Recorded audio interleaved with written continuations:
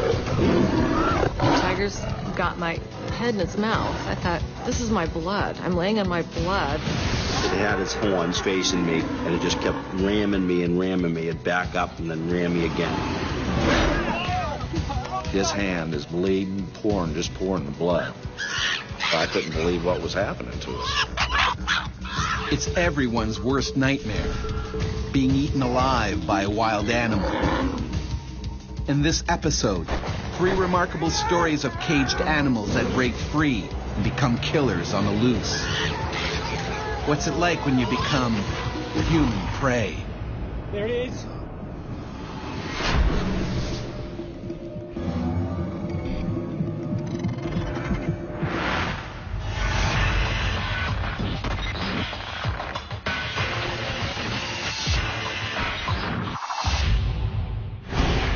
Gary Brown was nearly ripped apart during a deadly chimp attack on a sightseeing trip in West Africa. He turned and started screaming and charged. I didn't know that they get up to the strength of 7 men.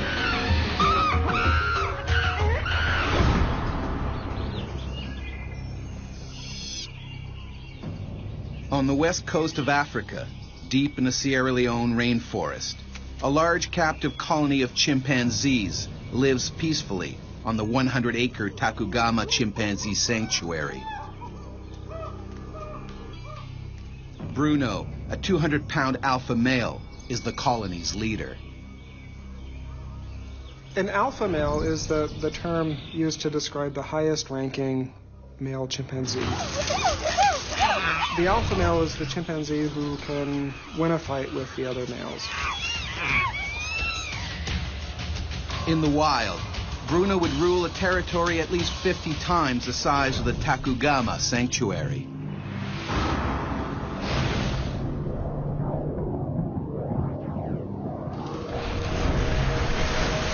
Less than 40 minutes away, Texan telecommunications engineer Gary Brown is enjoying a day off at his hotel.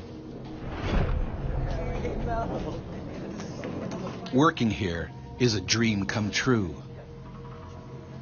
They're hiring in Africa. Anybody want to go to Africa? And I held my hand up and said, I'll do it. I wanted to work overseas. Yeah, let's do it.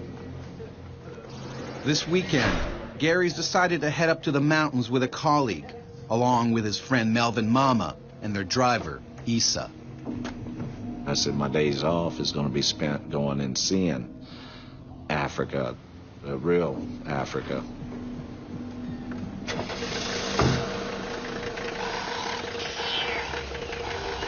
Issa drives them deep in the rainforest towards the Takugama chimp sanctuary.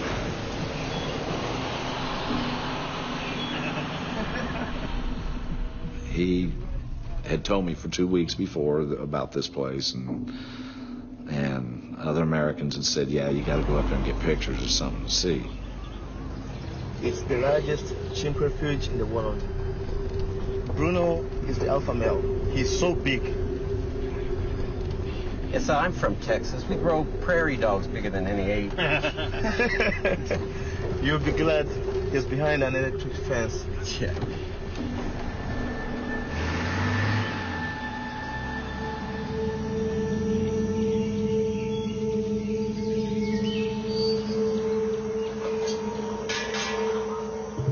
At the Takugama sanctuary, Bruno keeps a close eye on his keepers. If you're in captivity, you spend a lot of time just watching, and they would see these locks being opened and closed many times a day, and be watching very carefully to see how to get out. The chimpanzees presumably took a rock and banged it against the lock. The chimps in this part of the world know how to use rocks. Very few other animals do that. Chimpanzees and humans are really the tool-making and tool-using masters. No one knows for sure how it happened, but it's a breakout. Bruno and 30 other chimps escape their enclosure and head for the sanctuary's perimeter fence and the jungle beyond. This is really the first taste of freedom that this chimpanzee has had.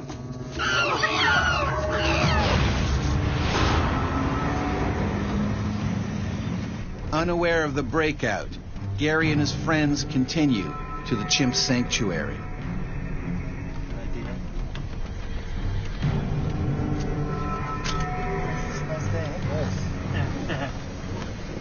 You just look up in the mountains and you're just mesmerized. The trees, the size of the trees, the canopy. Bruno rips through the dense jungle. This is his territory now. He was exploring his world, seeing what world outside the sanctuary was like, and is probably afraid. Like the other chimps at the sanctuary, Bruno was brought here as an orphan. His mother was killed in the controversial bushmeat trade. In Sierra Leone, like much of the rest of Africa, people eat chimpanzees and other primates for food. They would have seen their mother and probably other members of their community shot and killed when they were young. The chimpanzees would have that experience. They would remember strangers coming. They would remember the gunfire. And it's probably a reasonable assumption on the chimpanzee's part that a strange human being is a dangerous creature. Bruno hears an approaching car. The chimp immediately sizes up the situation.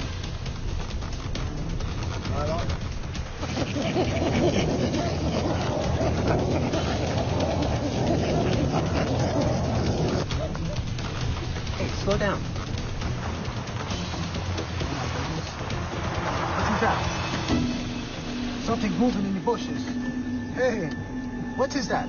I don't know, man, but I want to get a shot of it. Come on, let's go. All of a sudden, out of the brush, this big black thing jumped out.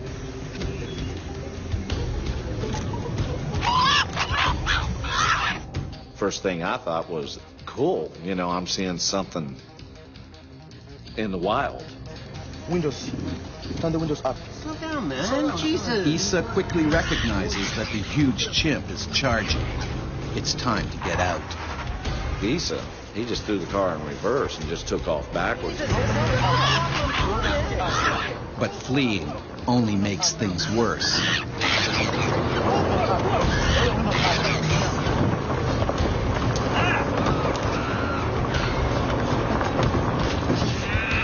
Up and he was level with the front window.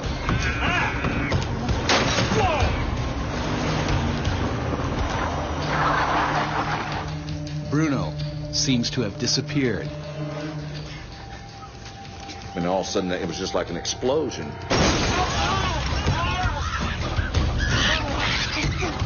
A chimpanzee that's 120 pounds is going to be mostly bone and muscle with not a lot of fat. So you have a very compact and powerful creature. Fighting for their lives, they somehow manage to shove the furious chimp out the window. Melvin's hand has been bitten to shreds. Right here, all this was gone. If you run, you're showing that you're afraid of him, you're weak, and he'll take advantage of that.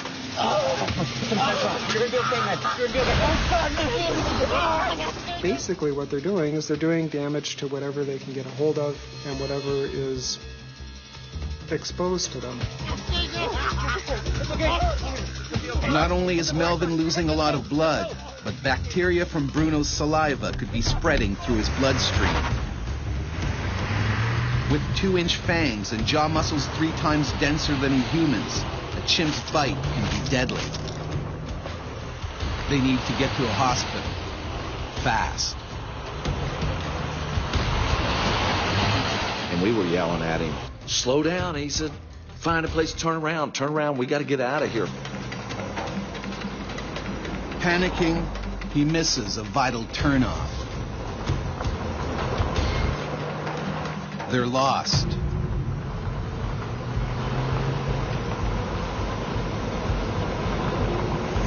Terrified, they hit a dead end. There was a gate that stood probably 10 to 12 feet tall.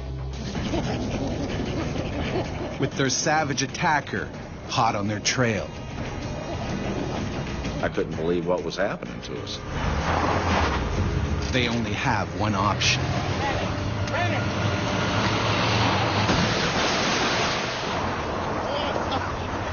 We stalled. The collision kills the engine. This car isn't going anywhere. We're on the hill. Let's push it, guys. Let's get jump started. But Bruno hasn't finished protecting his new territory. When they tried to escape, that showed the chimpanzee that they were afraid and vulnerable and may well have triggered a chase response. There it is. It's coming back.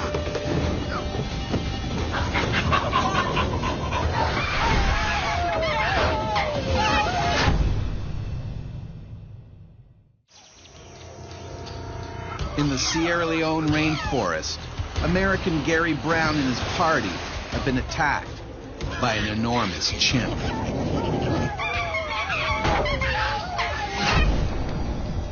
I was blacked out, knocked out, I don't know whatever, but I lost a little bit of time.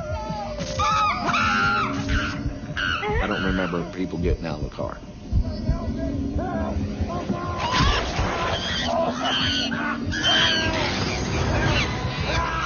Horrified, he spots Melvin on the ground.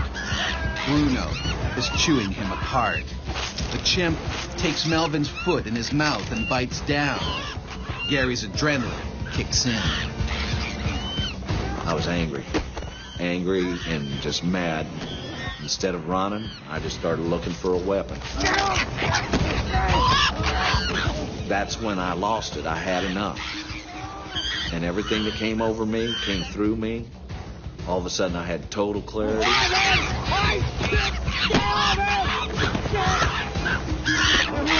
When the chimpanzee saw Gary standing his ground, he would have seen an opponent who was not afraid, an opponent who was angry, and an opponent who could really inflict some damage of his own.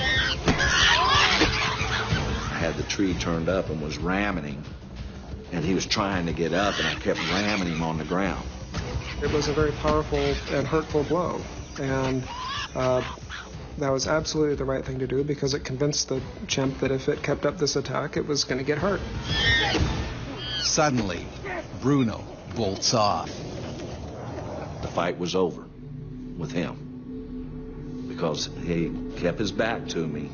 And what I seen when we attacked each other, eye contact, facial expressions, that was totally gone on him now. Melvin is badly wounded. His foot is completely mangled. He's bleeding to death. And he goes, I'm going to die here. And I told him, I said, no, you die here, I die here with you. I'm not leaving you. He's my friend, you know.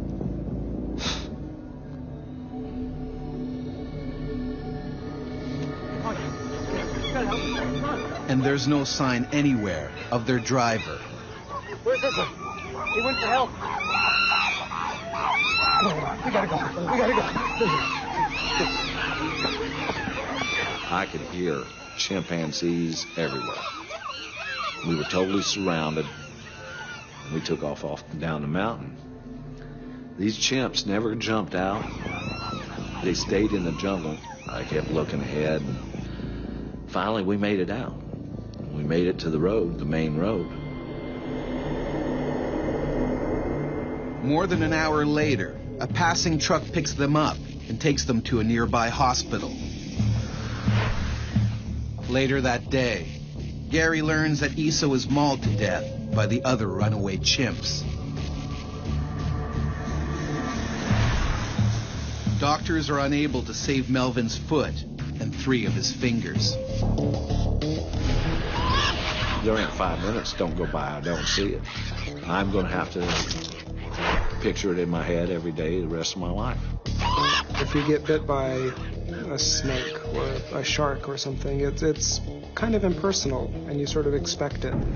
But for a chimpanzee, something that is clearly very similar to us in lots of ways, it would just seem a lot more personal, I'm sure. I have no misconceptions. I know Bruno could have taken me apart in a heartbeat.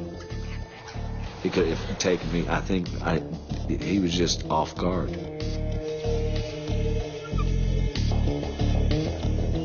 Of the 31 chimpanzees that escaped the sanctuary, 27 were recaptured or returned on their own. 4, including Bruno, are still on the loose.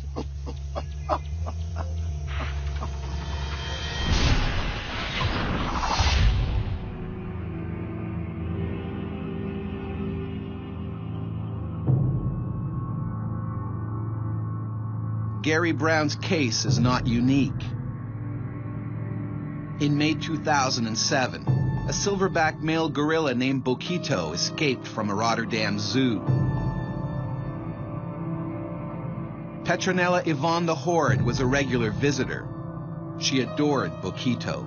She visited him 4 times a week, always smiling and making eye contact. She felt she had a special bond with the 400-pound gorilla. But on May 18th, 2007, Boquito somehow escaped. He headed straight for Petronella. To a gorilla, a toothy smile is an act of aggression, and now it was payback. Boquito dragged her around the zoo, breaking her arm and wrist. Visitors locked themselves in the cafeteria for safety. Boquito broke down the door, sending tables and chairs flying. Eventually, he was shot with a tranquilizer dart. Petronella never fully healed. Apes are by no means the most dangerous animals in captivity. Some would argue that honor belongs to the tiger.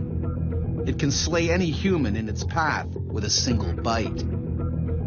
Despite their deadly reputation, people still try to contain and control these remarkable creatures.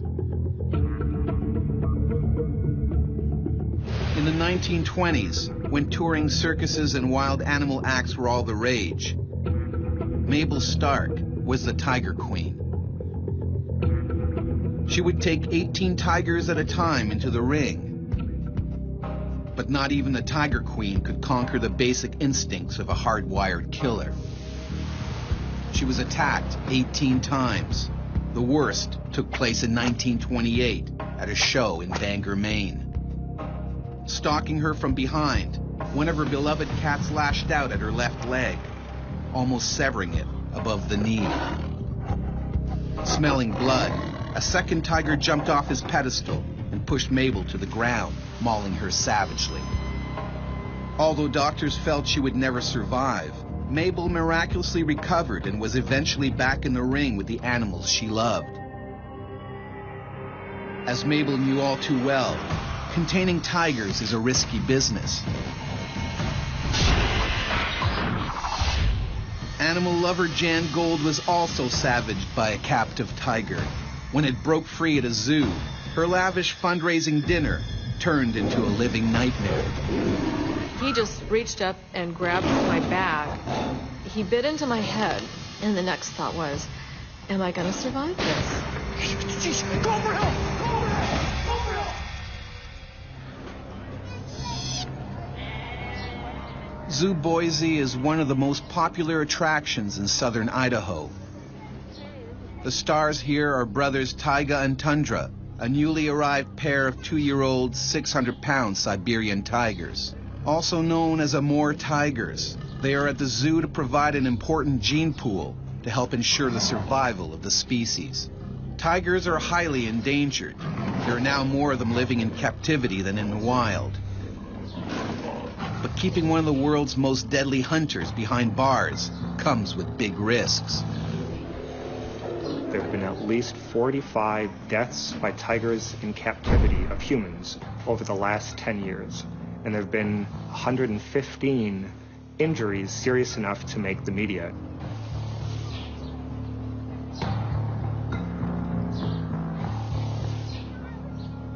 Tonight, Jan is helping to stage a fundraiser called the Feast for the Beast, a name that will soon prove darkly ironic. This was the largest fundraiser at the zoo. So there was going to be a silent auction, a live auction, some entertainment. All of this was on the park grounds at the zoo. The money will help build better facilities for the zoo's animals. I believe in doing what I can for the animals. I love animals. It's always been a fascination for me. In the wild, taiga and tundra would roam a territory 18 times the size of Manhattan. They are natural-born killers who can never be completely tamed. They can slaughter with a single bite. You can see animals at zoos, for example, that look at children running back and forth in front of the cages. There is an interest in chasing these children. Nearby in the tiger enclosure, taiga and tundra are getting increasingly hungry.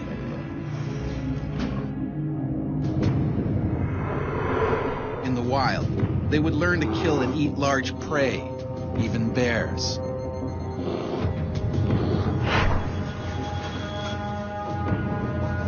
But on the menu tonight is 10 pounds of raw horse meat and vitamins. While the tiger's meal is being prepared, Jan takes care of last-minute details. I had to run some errands and pick some items up for the auction that was going to take place that evening, and it was just kind of setting things up. Around the zoo, workers are finishing off their chores. One of the tiger cages is accidentally left unlocked, but no one notices. Hello, everyone. Alice, it's wonderful to see you. You enjoying yourself? Excellent. Well, the barbecue should almost be ready, and then it'll be over for you. Excellent. Nightfall, and the zoo's social event of the year is underway. It's a good turnout.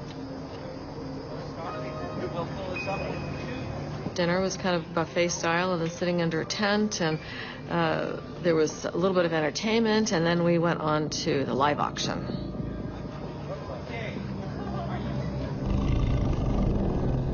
In the nearby tiger cage, taiga and tundra are most likely agitated by all the commotion.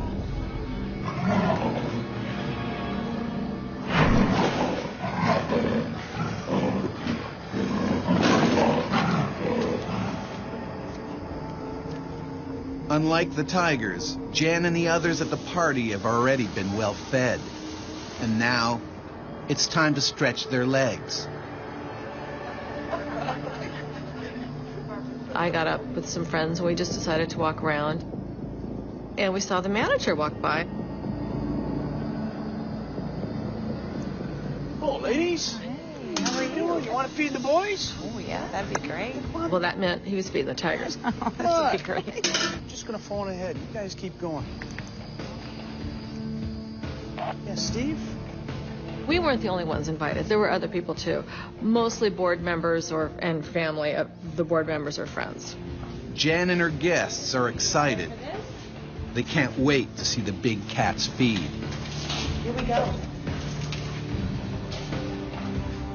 As I walked down the hall, there was 3 cages on my right. Jan spots something strange.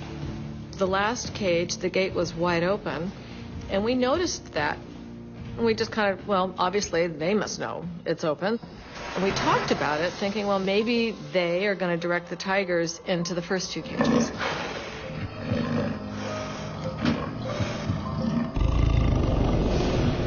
Instead, one of the tigers is now heading towards the third open cage.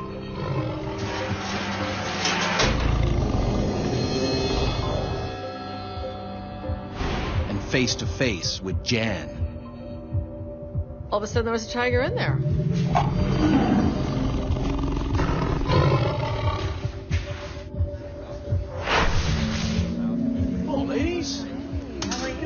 Feed the boys? At a zoo fundraiser in Boise, Idaho, a cage door has accidentally been left open. And now, board member Jan Gold is face to face with Taiga, a 600-pound Siberian tiger on the loose. It probably never had the door open before. It didn't know what to expect, but it moved forward and it could keep moving forward.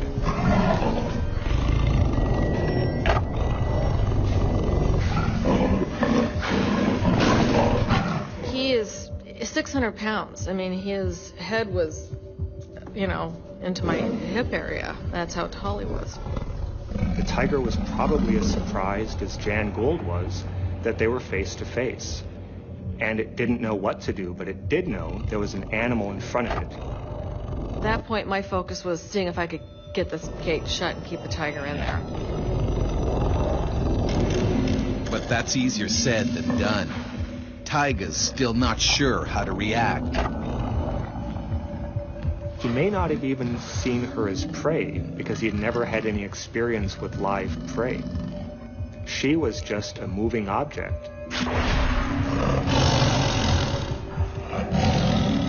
But something deep inside said, this is what I'm supposed to be doing. He's moving toward me. I mean, it's a force moving toward me. It was like a few conscious, slow steps because he wasn't stopping, and he was right there. Desperate, Jan tries to buy herself some time. I held my purse in front of him, trying to get him distracted. The only thing you can do in that situation is try to distract the tiger. And those who survive often survive because the tiger is distracted. People throw stones or sticks. And that's when I realized the people were leaving. I saw a couple people with terrified looks on their faces because he wasn't stopping.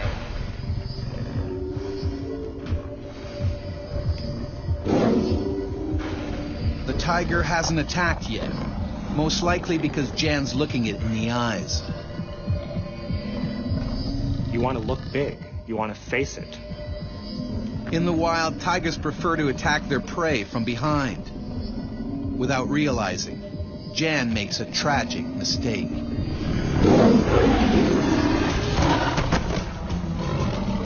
I was down, and it was very surreal. When she turned around, she provided the framework for the tiger to see, aha, this is prey. And it was at that point that 10 million years of evolution kicked in and it tried to be a tiger. I mean, he just reached up and grabbed my back and just brought me down.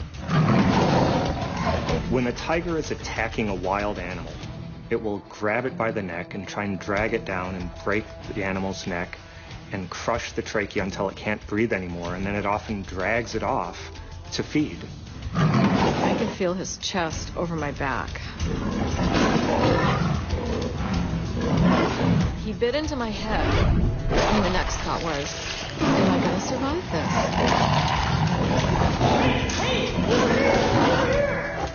His powerful 4-inch canines can easily puncture Jan's neck vertebrae, forcing them apart, eventually breaking her spinal cord.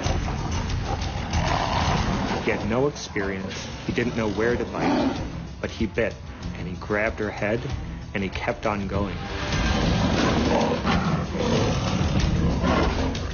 All the others can do is look on in horror.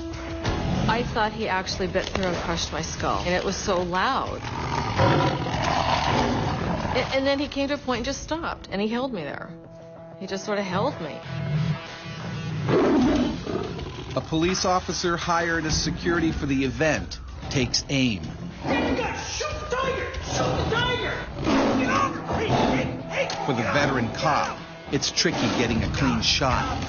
He fires slightly over Taiga's head just to scare him off.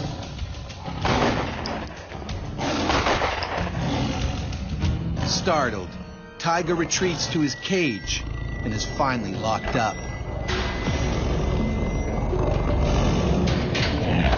The bullets was enough to surprise the tiger to move back. It had never experienced something like this. Unfortunately, in the shootout, a bullet has accidentally struck Jan in the hip, shattering the top of her femur. I'm laying on the ground, and I can't move from the waist down, or I can't feel anything. Jan is rushed to the hospital. Her injuries are horrific. They didn't know if I'd walk again. I had so many nerves that were damaged because that bullet, when it hit my bone, it exploded. And so I still have lots of shrapnel in there. My hip had to be rebuilt and a lot of nerves were severed. I've lost probably about a third of the nerve and muscle activity in my leg. It takes more than 2 years for Jan to get over the ordeal, and there aren't just the physical scars to deal with. There was a period of time where every time I closed my eyes, I'd be reliving it under a different scenario. That was one of the things I had to go through and recover from. The reason Jan Gold is alive today is the tiger was too young, too inexperienced. It didn't know how to deal a fatal blow. But at the end of the day, a tiger is a tiger, and it will not have lost its tigerness. For the last 8 years, Taiga and Tundra have continued to live in Zoo Boise, with no further incidents.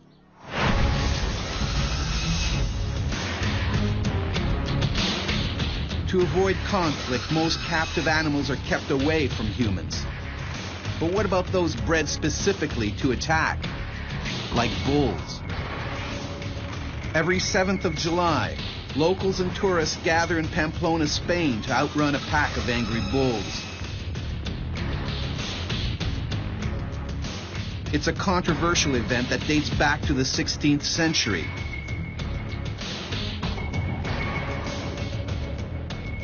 As many as 300 participants are injured each year.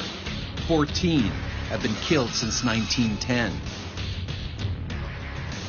In 1995, Matthew Tassio fell while trying to avoid a charging bull.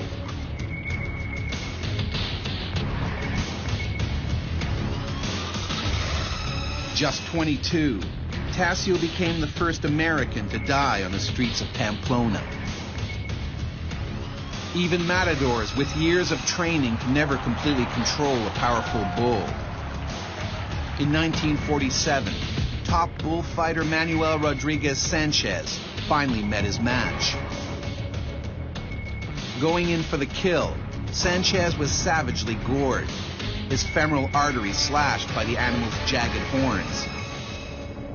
The man everyone thought could tame the brute force of a bull was pronounced dead hours later.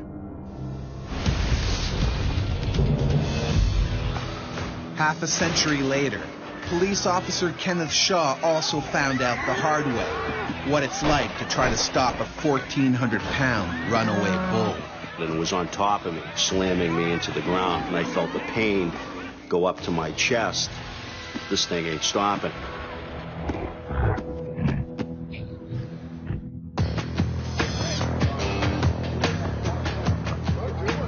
Just north of Boston, in Lowell, Massachusetts, a controversial event is underway, a bloodless bullfight. In this version of the event, the animals are not killed. Nonetheless, bulls that are used are much more aggressive than regular farm animals. They're wiry, they're fit, they're athletic, they're fast, they're angry. So their, if you like, threshold for aggression is very different. So it's comparing a Labrador with a pit bull. As this enormous 1,400-pounder waits to face the matador, he gets increasingly worked up. When they're confined, when they're frightened, they get sometimes mean and certainly unpredictable. So stress, fear is really the big danger signal for the bulls that will get them to do things that in nature they would never do normally.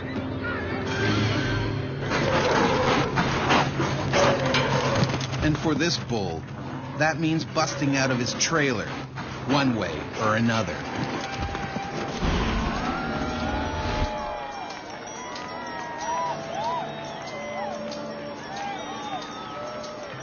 Nearby, Lowell police officers Maggie Malik and Kenneth Shaw are on duty.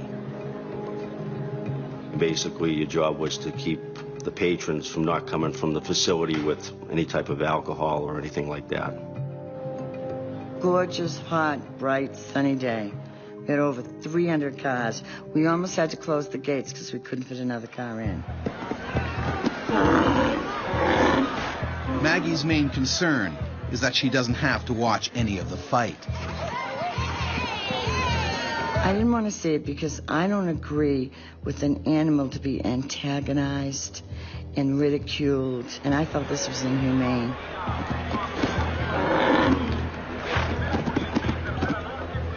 Their real problem, however, is a few hundred yards away in the bull's trailer.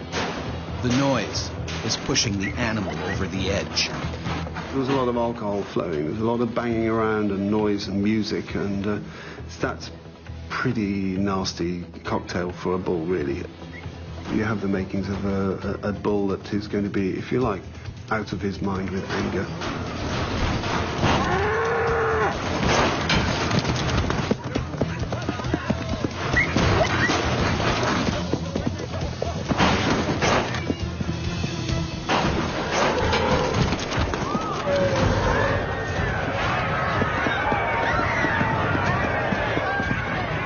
Suddenly, panic rips through the crowd milling around outside. All of a sudden, I see people start to run and start screaming. Kenneth races around the corner and comes face to face with a half-ton nightmare. Somehow, the angry bull is broken loose. Now all of a sudden I'm in a situation where I have to deal with that animal that's running rampant. There's no truth in the belief that red specifically is antagonistic to bulls. Movement is the biggest single factor which triggers a bull attack. The bull zeroes in on a target. The gentleman was basically with his back up against the bed of the pickup truck. And the bull just kept slamming him into the back end of the pickup truck. The strength of this animal was truly amazing.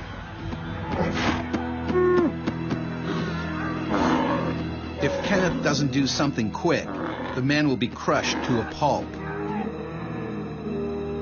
The diamond-like tip of the bull's horns can easily gore into soft tissues.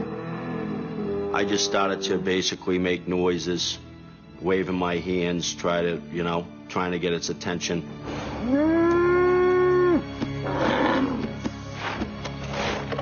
And then turn its attention on me. My adrenaline was just, it just all came so quickly. Charging at full speed is a wall of muscle. It was a scary sight. Nearby, Maggie is unaware that a furious monster is gunning for her partner. Everybody's screaming, there's music going on, you can't really hear anything. It charged me, and I jumped on a vehicle that was close. It slammed off that vehicle and then just bounced off. But I knew it could pack a wallop, so I didn't want to get hit with that. There is no protection against an attack by a determined bull, especially a bull of that breeding, of that degree of infuriation, of that degree of temper. Finally, Maggie spots her partner. Kenneth has nowhere to go. They can really hit like a battering ram. Nothing is going to stop them, really. And you'll be punctured. It'll go through your rib cage or some other part of your anatomy. They basically threw my body from the side onto the hood of the vehicle to get away from its wrath. And that made the bull mad. Don't frustrate him and don't antagonize him, because you always know that he can pull all the shots. It's frustrated. It looks for something else to demolish. It spots Maggie. He came with a run. He came with a snort.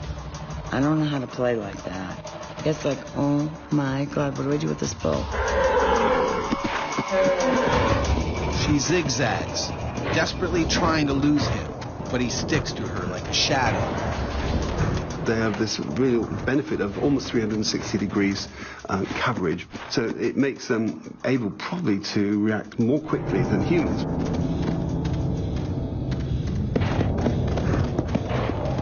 So if you stand still, the likelihood is that you won't be attacked. Golly, locked in on my eyes. And that put a chill down my spine. They do this burst of heavy breath out from the nostrils. And this is carrying a chemical message. I'm loaded with testosterone. I'm really the king guy around here, and you take me on at your peril. The bull loses interest in Maggie and rushes off the stadium grounds, still fuming. Trying to escape, he heads downtown. Oh my God! If the bull can't be stopped, hundreds of lives are now at risk.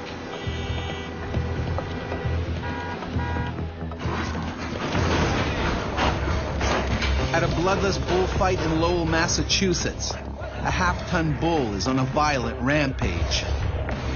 And now, it's police officer Kenneth Shaw's job to take it down before he reaches the busiest part of town. I'm thinking that this animal is going to basically cause a lot of havoc if we don't stop it. I didn't really even know what I was going to do. I didn't want anybody else to get hurt. His strength and his power and whatever is going on with him. We're not taught in the police academy how to handle it. The only way that I'm going to be able to take it out was if I hit it in the head. But the bullets barely make a dent. So the bullets would have hit into the side of that animal, caused it pain, but didn't ultimately penetrate and cause damage to internal organs. All they would have succeeded in doing would be to infuriate the animal. They have very good armor in the form of their thick skin. The raging bull continues towards the crowd. And I was just hoping that it wasn't going to take a left where all the shopping malls were. Kenneth catches a break. The bull runs off the road and right into an empty parking lot. In an ideal situation, they would have just tried to contain or keep it in that parking lot, let it calm down. This is Officer Kenneth Shaw. I need backup. I need backup. The animal is cornered. It panics. And then it spots a familiar foe. The bull would have recognized him as that same individual, no doubt, and it was an unfinished battle. It's now or never for Kenneth. I have to try to take this out. If I don't, someone else is going to get hurt. But again, the bullets have little effect. This thing ain't stopping. So then all of a sudden it turned and started to do an all-out charge right at me. They will charge through literally a brick wall. It was basically literally trying to destroy me. It was trying to kill me. You know, it was bulldozing me and bulldozing me into the ground. Every time that I tried to get up and get off the ground, it kind of knew what it was doing. It'd swing its head and swipe at my feet and knock me back on the ground again. Pressure that they're able to exert, all their weight on your body, you're going to have broken bones and a reshaped face. And the intention is to kill you, is to take you out. All of a sudden I felt the pain go up to my chest. It was on top of me, basically slamming me into the ground with its head, with the horn slamming me constantly at my leg area. The incredibly solid neck and shoulder muscles of the bull don't bend or buckle on impact. It hits like a battering ram. Maggie tries to draw the bull away for the second time.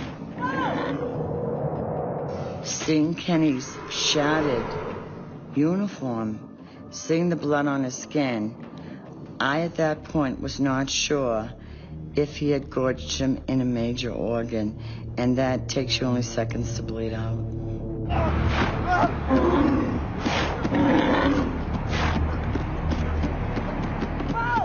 The bull is momentarily confused by Maggie's shouts,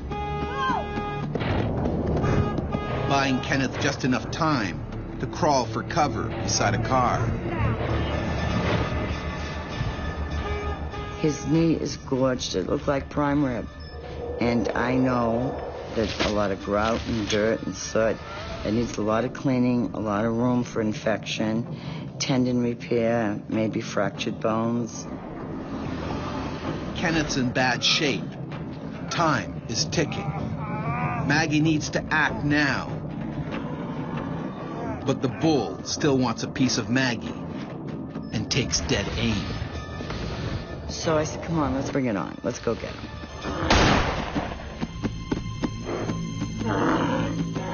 And I shot him right between the eyeballs and on the forehead. Which is actually the location that is used in slaughter, official slaughter of cattle. This time the shot stuns the half-ton bull. He staggers away to the other end of the lot. Meanwhile, it's not looking good for Kenneth. I looked down and I could see my bones running the back of my leg. You're gonna be fine. You're gonna be fine. The bull is finally put down when police backup arrives at the scene. Kenneth is rushed to the hospital and goes under the knife. Tore out a piece of my quadricep. And then I also received basically a laceration to one of my testicles. I could bend one knee, but I couldn't bend the other. 2 years later, he finally returns to the police force, a hero. I get the Medal of Valor for basically my actions that day. Despite the controversy, bloodless bullfights are still held in some states, including Texas and California.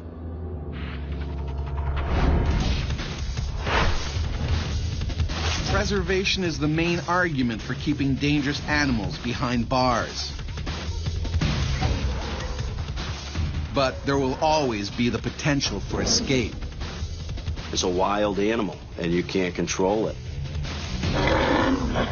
They will never be completely trained. And when they break free, we can become human prey. If we frustrate them, then they will attack us.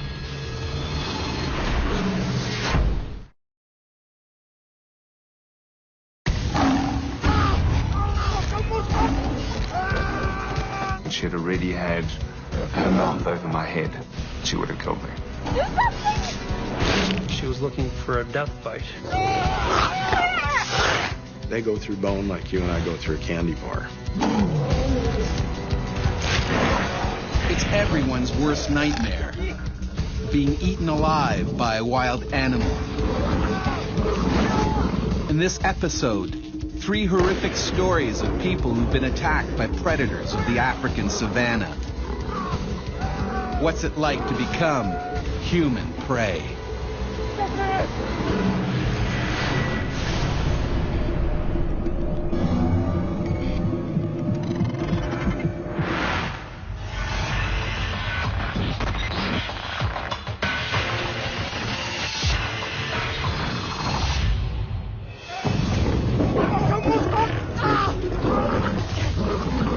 Conservationist Gary Kamasha was lucky to escape alive when he was savagely attacked by a lion on a game reserve. And I thought that this was it. I thought this would be the end. The African savanna, home to one of the most feared predators on Earth, the lion.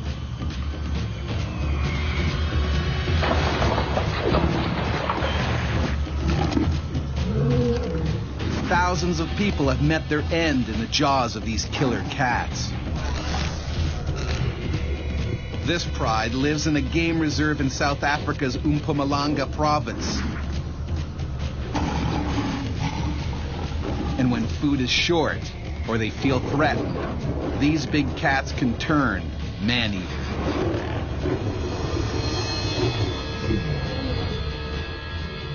With lions around, no one can afford to be off guard.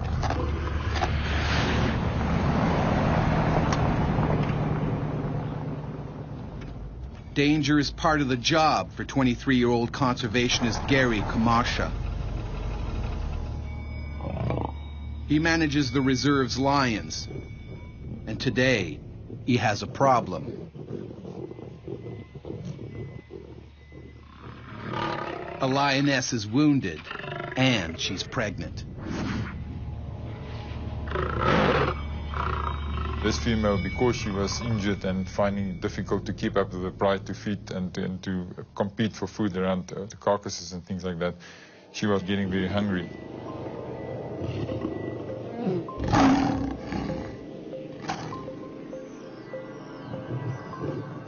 If Gary tries to treat the lioness, the pride can tear him apart.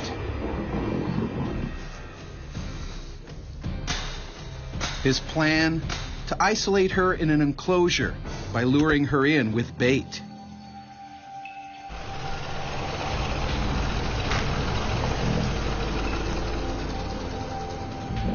But the dominant males get to the meat first. Some are her own offspring.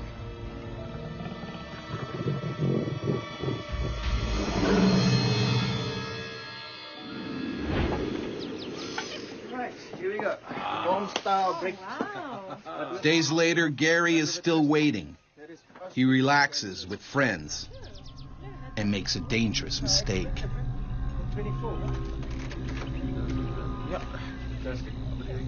I took off my sidearm and put it to the one side to just be more comfortable and not thinking of anything that can happen at that point. But today will be different. The pride is staying outside the enclosure, and the hungry lioness grabs the opportunity to feed.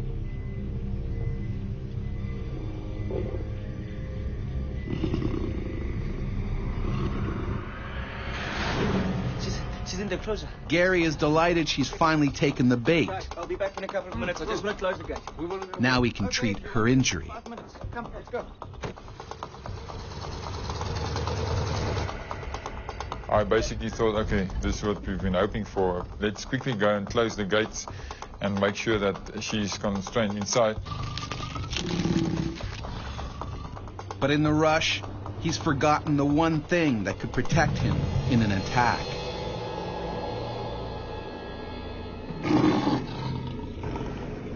A 150 feet from the enclosure gates, they see the pride. The lioness isn't with them.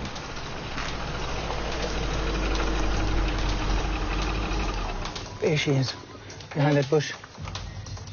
Oh. Gary is relieved his plan is finally working. But something is wrong. She's not alone. One of the pride's aggressive young males is inside the enclosure and will attack if threatened.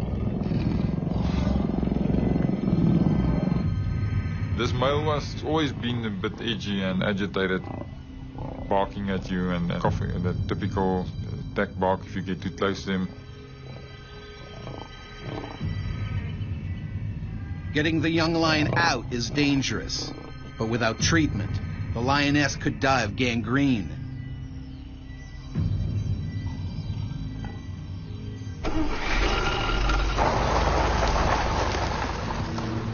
Gary's plan, forcing the young male out by using the truck. So we went into the gate and I tried to get the vehicle between the male and this female and then push him out so that he could be running out. And once he would be outside, we could close the gates. But the young lion isn't easily intimidated. He's not leaving. I think what happened at that point, he was looking at the movement in the vehicle, so the vehicle and the people inside was posing a threat to him as well as myself. And instead of him running for the gate, he was just seeing himself being crowded by this whole scenario. I was worried that he might start getting agitated, running up and down, psyching up the female as well, the rest of the pride. Forcing him out with the truck hasn't worked. All Gary can do now is try to flush the lion out himself. Just gonna have to go in there and chase him out.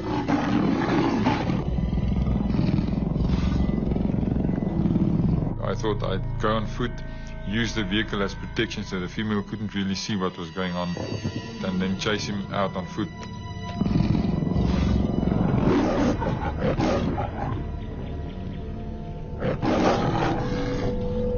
It's a risky move, especially as Gary still hasn't realized he's forgotten his gun.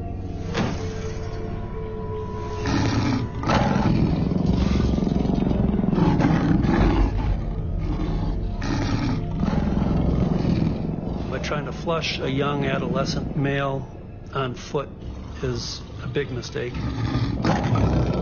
Young males tend to be the biggest troublemakers. Lions are not used to being in close proximity to human beings that are not inside of a vehicle. The lion is starting to feel threatened. It could attack at any moment. I was just assuming that this male would just run out, and I wasn't even thinking of him feeling a bit of discomfort. I was entering his comfort zone and his personal space.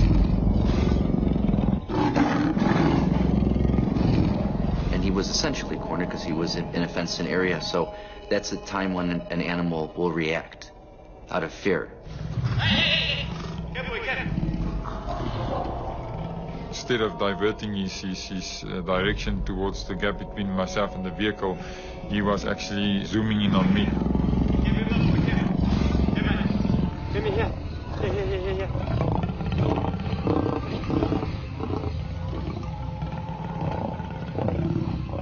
I realized he was coming for me now.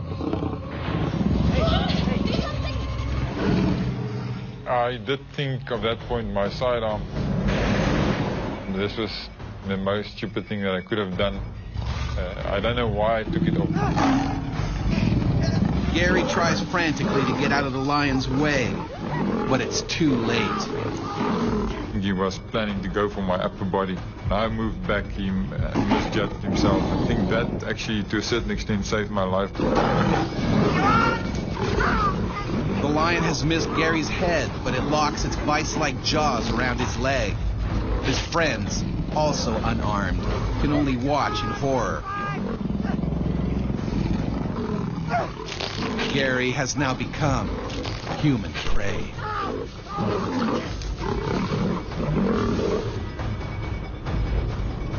A lion has savagely attacked conservationist Gary Camache. Unarmed, he must now fight for his life with his bare hands. And I had my hands trying to push his head down and away from me and keep him down. It was like an iron vice, a big vice just clamping around my leg. A lion's jaws can bite with nearly 900 pounds of pressure, enough to snap the spine of its prey with ease. The lion certainly was trying to control him and immobilize him and get him to a point where he could access a more vital area.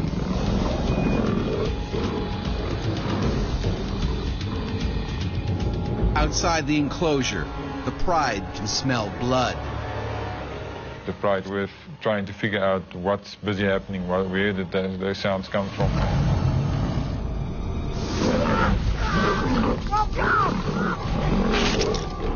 The pride is becoming restless.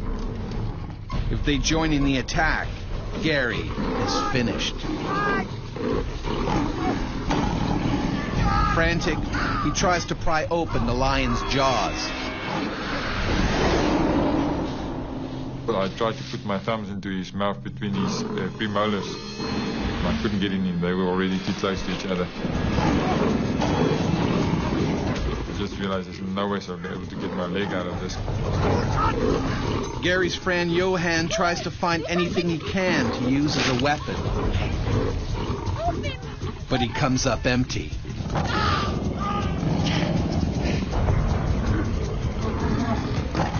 The pride is getting agitated. They can sense a kill. Some lions are dedicated man-eaters, using humans as a regular part of their diet. The hunting instinct kicks in. The attack is on. The rest of the pride was already coming in, and I shouted to my friend, keep the rest of the pride away, keep the rest of the pride away. And knowing that if they would come in, it would have been the end. Keep the freaking pride away! I thought that this was it, with the rest of the pride coming in to assist. I thought this would be the end.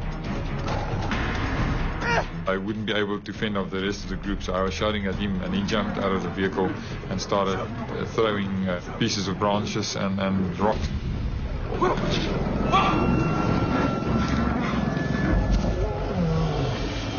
Incredibly, Johan manages to hold the pride back. I'm coming!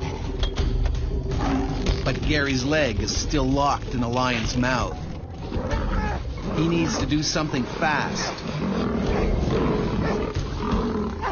Desperate, Gary attacks the lion's only weak spot, its eyes.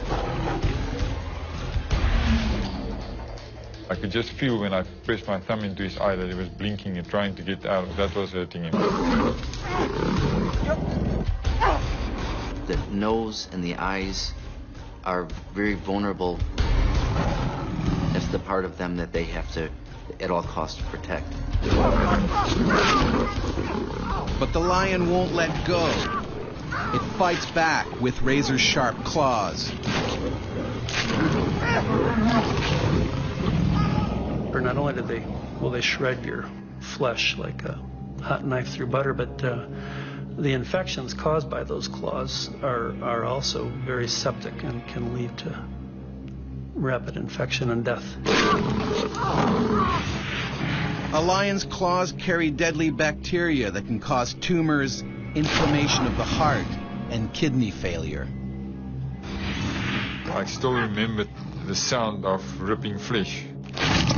And I could see the skin stretching, and then could feel the skin ripping. Time is running out. Don't keep them back any longer! Go!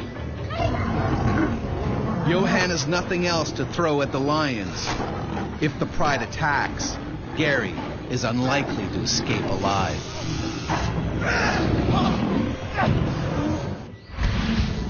South African conservationist Gary Kamasha is being ripped apart by a lion.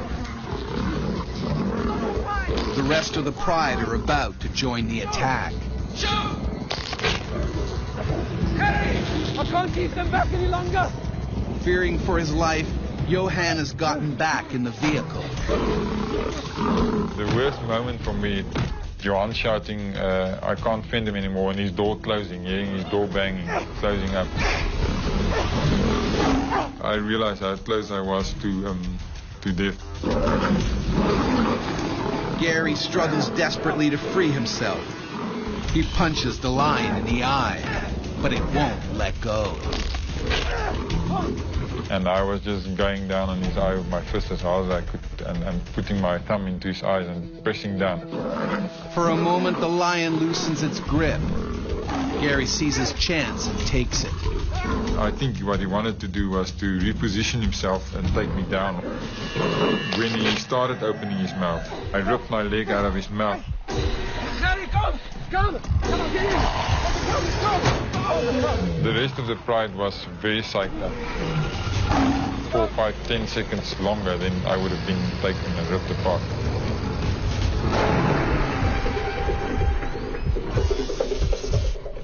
Adrenaline is coursing through Gary's body. numbing his pain. We need to have it checked out by a professional, okay? Only when he's safely away does he realize the severity of his wounds. Okay. When I looked down, I saw the piece of flesh hanging out the back of my leg. He ripped some of my tendons out of my arm as well, and I didn't even pick up that I couldn't use my left hand properly. Let's pull over. I'll drive, okay? Okay. Just pull over. Okay. Pull over. It takes half an hour to get to the nearest hospital.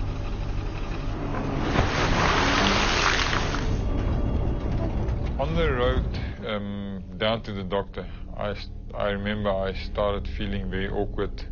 I started getting a bit nauseous and not feeling well. I was bleeding extensively. Gary gets more than 50 stitches in his leg and arm. He's lucky to be alive.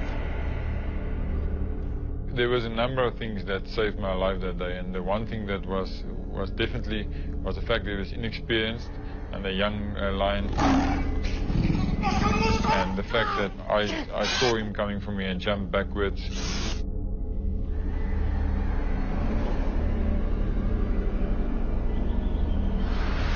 Just a few weeks later, Gary returns to work on the game reserve. In the meantime, the lioness's wounds has healed naturally, and she's given birth to a healthy litter. Gary's close brush with death has made him realize that on the savannah, you can never drop your guard. I think what it did cause me to be way more cautious than I was at that point, because I can remember I was getting more and more complacent with these animals.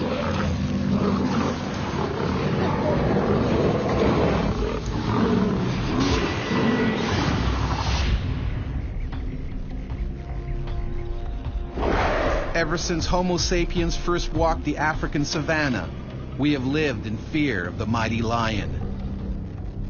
These superb predators have ruled their territory for over 1 million years. Unarmed, humans stand little chance. Even today, more than 100 people every year are killed by lions. Humans have always been on the menu of lions throughout history, throughout our coevolution with them. But lions are not the only man-eaters here. The hyena is just as deadly. It can eat every part of its victim, even the bones.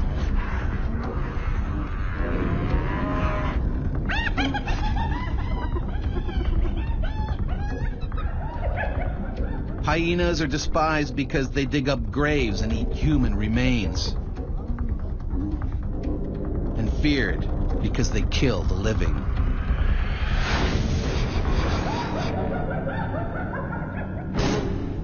In the 1950s, hyenas terrorized a village in Malawi. They killed and devoured 27 people, many of them children. The stealthy man-eaters crept up on villagers as they slept outdoors during hot weather. They grabbed their victims by the head and dragged them off into the bushes to feed. There was little left for devastated families to bury.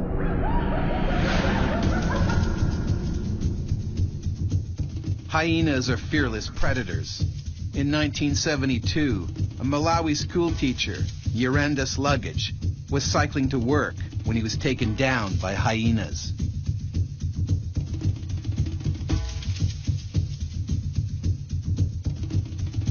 He knew there'd be nothing left of him if they dragged him away. He fought as hard as he could, screaming for help. By the time villagers rescued him, he was barely alive. People forget how deadly hyenas can be. Danny Telblanche wasn't scared of them until one tried to eat him alive. And I thought, I'm going to die now.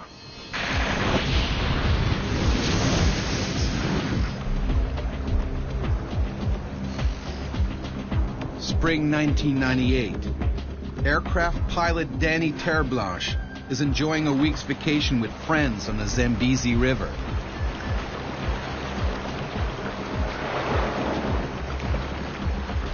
Every year, the group heads off into the wilderness for a taste of adventure. All the time there's exciting moments because there's a lot of hippo. There's crocodiles, lions, and of course, hyenas.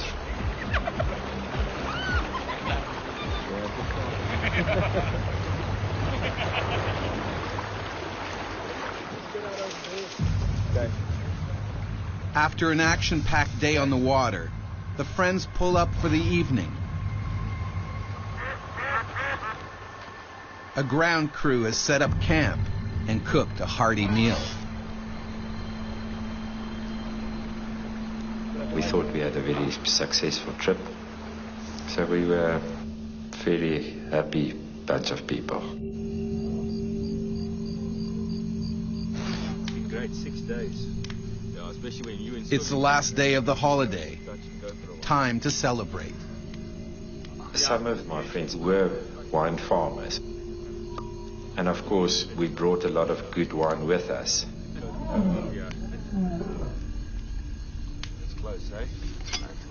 We had lions every night. We knew there was quite a lot of lions, but nobody had a gun. Are you sure you're still going to sleep out here tonight? Yeah, man. Predators are nearby, but Danny won't sleep in a tent. A big mistake. There's a recipe for hyena attacks, and the recipe would be sleeping with your door open, sleeping in your sleeping bag on the ground outside of a tent. Oh, I think you're welcome. I'm going to call it a night. Good night, gentlemen. Yeah, sleep well. All right. Yeah, you too. Good night to you. Every night I slept outside, yes. But with some protection, I had chairs around my mattress. And of course I had a mosquito net that was hanging from a tree. But a flimsy mosquito net won't stop a hungry man-eater. These are animals that can dent a pipe, a 1-inch pipe. They can crush it without hurting their teeth.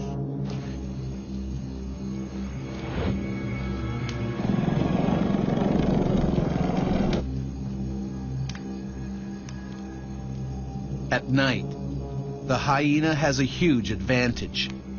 It can see in the dark. Hyenas, like all nocturnal hunters, have incredible ability to see and smell at night. Night vision is excellent.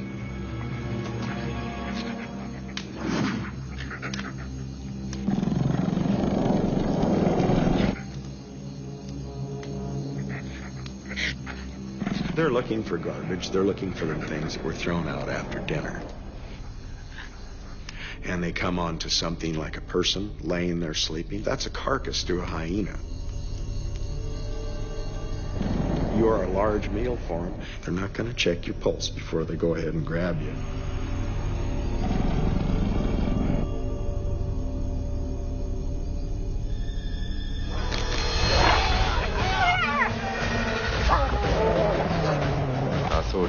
Somebody, they hit me with a plank over my head.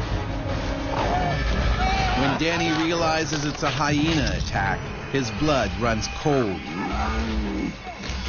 If it drags him into the bushes, it could tear him apart in seconds.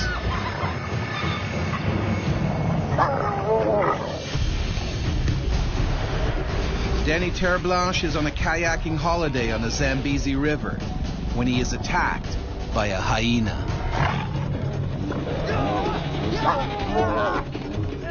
I've got no weapon, and I think my way of protecting myself is to pull a thick blanket over my head. It doesn't bite my head off. A hyena's bite can exert a force of up to 1,000 pounds. They have particularly large teeth, premolars to crush bones, and carnassials at the back of the mouth, which slice up meat like scissors. They have the strongest bite of any predator on Earth. Stronger than a lion, stronger than a bear. They go through bone like you and I go through a candy bar.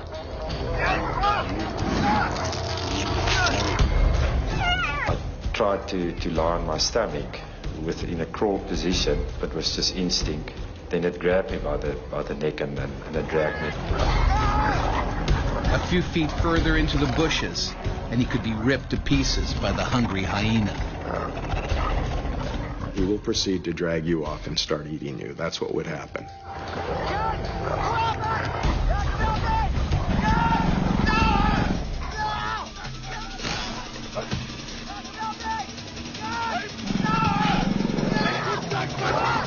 The hyena strategy is to kill you and then dismember you and then run away with whatever bits they could.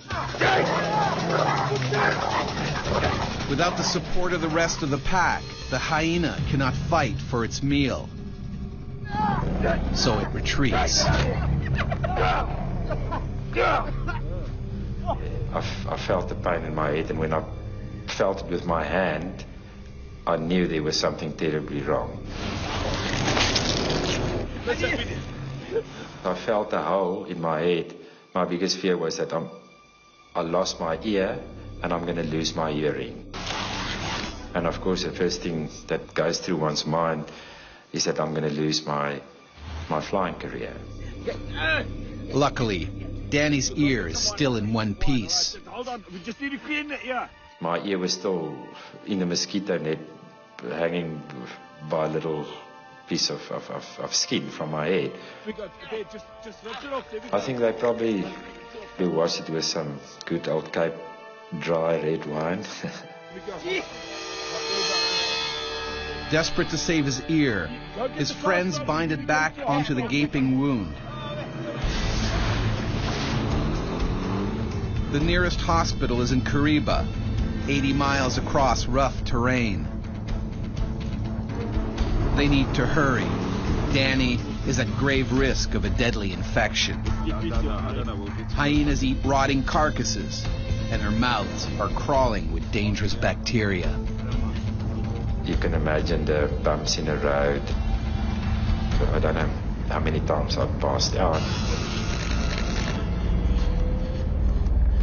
Adrenaline from the attack is wearing off. Danny's in shock. I prayed a lot, and I asked God to help me, and that was, I think, that maybe pulled me through. All right, now we're going to go through there now. This is come on, it's going to be the place is going to be good.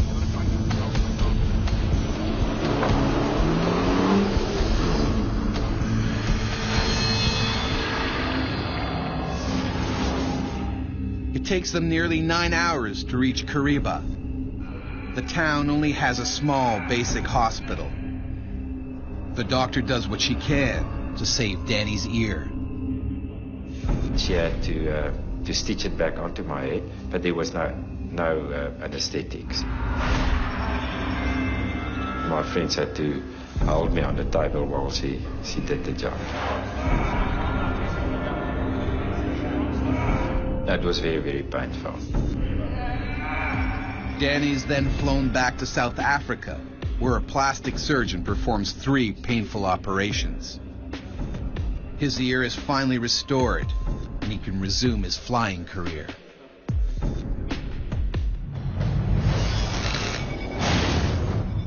As Danny discovered, on the savannah, Homo sapiens can become just another link in the food chain.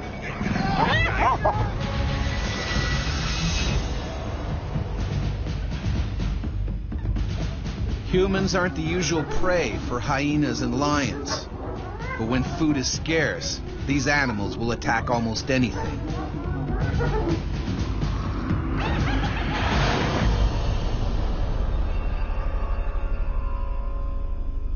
In 1898, when an epidemic meant other prey was in short supply, 2 hungry lions launched one of the worst series of attacks ever recorded. The man-eating pair are thought to have killed more than 100 railway workers in Kenya. The lions may have begun by scavenging graves. Then, with a taste for human flesh, they began a bloody rampage, that lasted 9 months.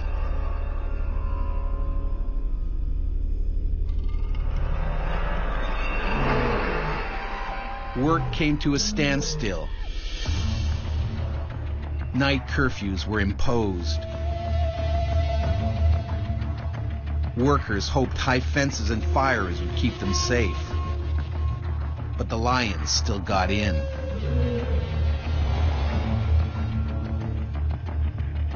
They pulled their prey from their beds and dragged them off into the bushes to be devoured. Chief Engineer Lieutenant Colonel John Henry Patterson knew he had to kill the lions if the railway was to be built. He tried for months to catch the savage predators. Then, finally, on the night of December 9th, 1898, he managed to shoot the first lion. 20 days later, he killed the second. Patterson became an instant hero. Male lions are extremely dangerous, but the lioness is just as deadly.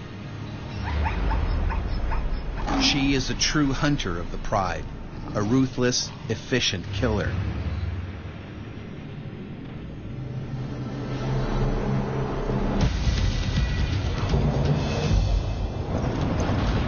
When Bruce Meekall had to hunt a rogue lioness, he soon found out why these predators have such a terrifying reputation.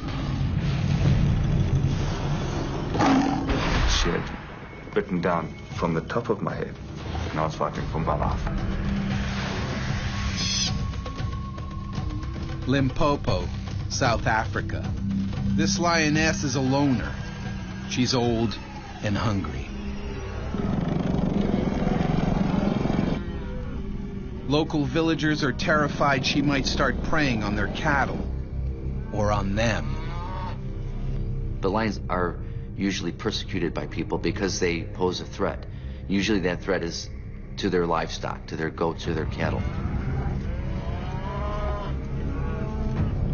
Professional hunters are called in to put her down. Leading the team is conservationist Bruce Meekall. He's sad to have to kill such a magnificent animal. Doing the job humanely is his top priority.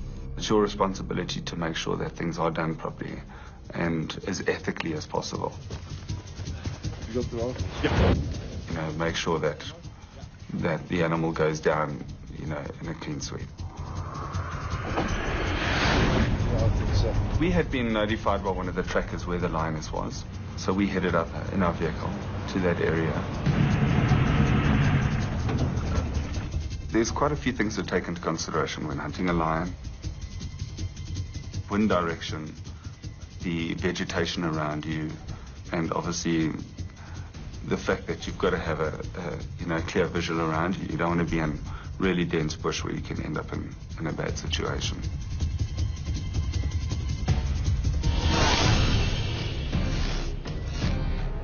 Bruce and his crew begin tracking the rogue lioness.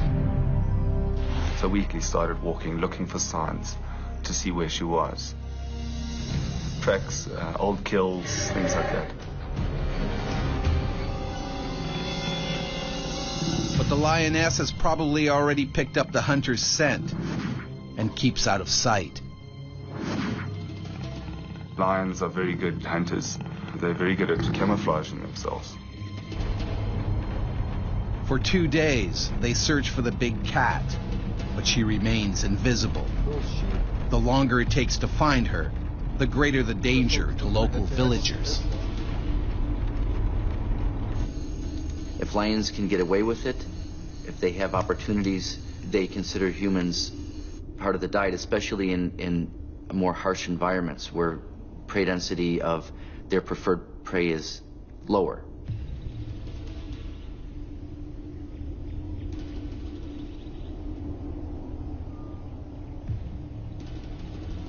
Finally, they work out which way the animal is heading. If they're quick, they just might catch her.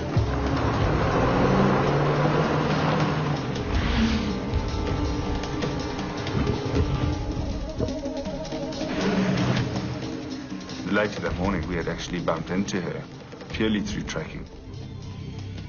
That enabled us, obviously, to get set up to take the shot. Bruce wants to take the lioness out with a single bullet.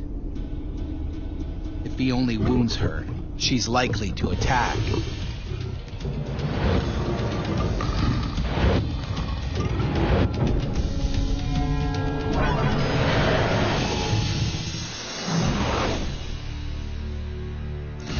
Bruce Meekall has been tracking a rogue lioness for 2 days.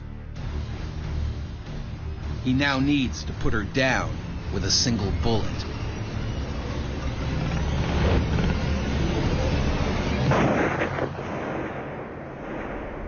The shot was a good shot. But she got up and ran off.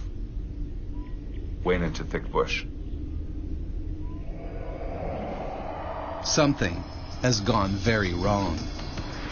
The bullet hit the lioness, but hasn't killed her. If the bullet hadn't done what it was supposed to do, the bullet opens up and has a hard impact in order to make an instant kill. In this situation, it basically just went straight through.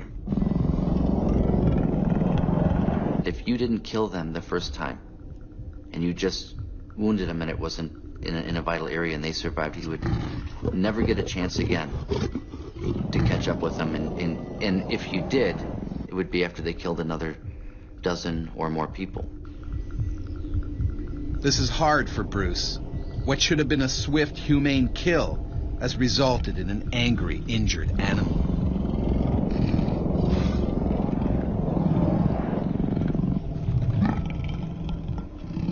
The animal's adrenaline is up, and by walking in there immediately, you basically putting yourself into a situation where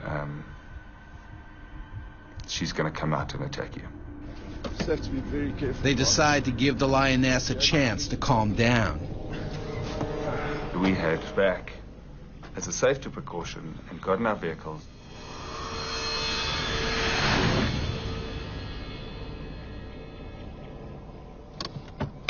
Boys, let's go. An hour later, Bruce sets off again. He knows that he and his team are now vulnerable.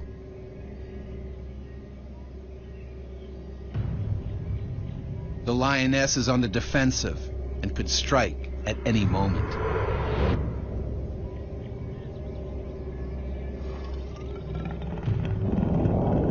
When a lion is badly injured, they'll retreat 2 or 3 times at the most before they'll turn and they'll attack, whether you have 100 people with you or whether it's 1 or 2 people. The lioness has the hunters in her sights. She waits patiently for them to come closer. Her pursuers are now her prey.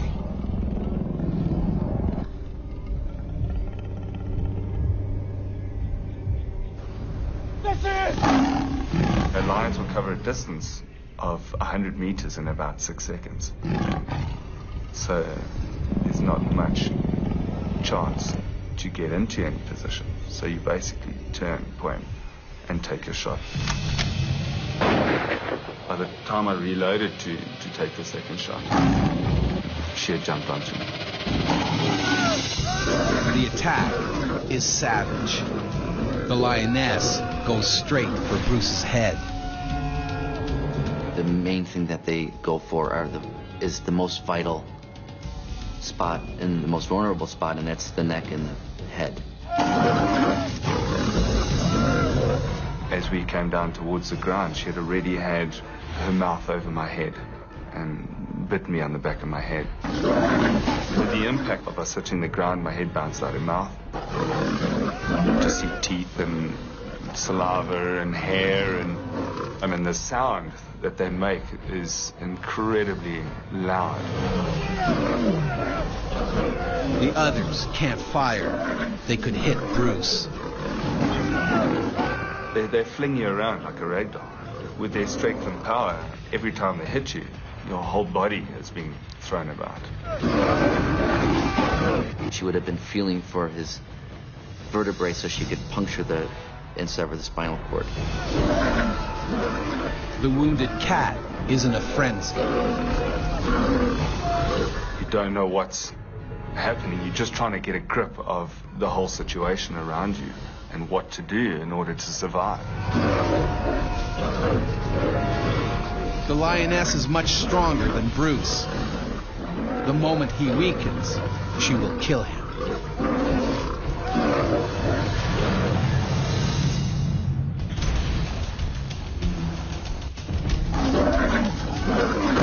Bruce Meekall has been savagely attacked by a wounded lioness. His team can't shoot her because they might kill him. He's become human prey. Once they go into attack mode, they don't turn back. And then they're going to press that attack until either you're dead or they're dead. All you're thinking about is trying to survive. Trying to get yourself into a position of maybe having an inch of control. He must try to keep the lioness from moving long enough for his team to shoot her without hitting him. Bruce is an experienced hunter. He knows the lioness will try to gut him with her back claws. My natural instinct was to pick my legs up so she didn't disembowel me. And when she came for my face, that's when I stuck my arm in her mouth. Bruce has disabled 2 of her deadly weapons, her teeth and back claws. He hugs the lioness tight to immobilize her.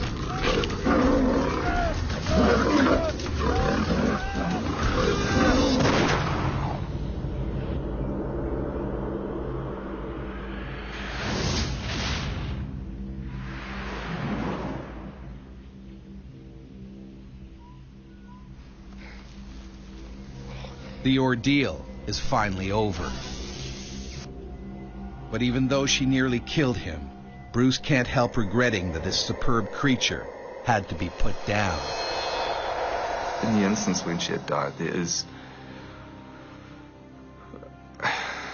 being so close, there is definitely a feeling that goes through you of what's happened to you and what's happened to her.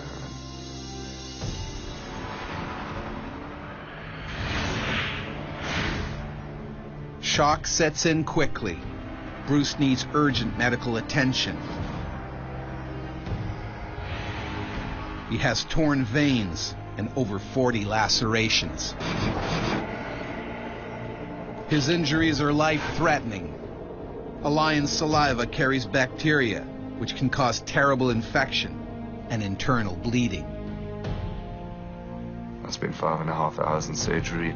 I came out of hospital after 1.5 to 2 weeks. You know, then it's a long recovery, I think, from there, mentally and physically. Within a couple of months, I'd healed up. I was able to use, my arm again, and a bit of therapy that, that helped. On the mental side, I think you've got to accept what's happened to you and move forward.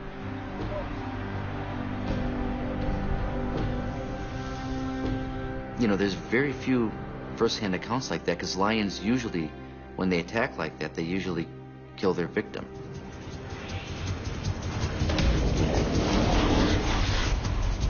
Bruce is lucky to survive. Despite his close brush with death, he goes back to work as a conservation manager in a savanna. But he's given up hunting for good. It's hard to go back to doing what you were doing after an incident like that. There's definitely a sense of respect and a sense of fear.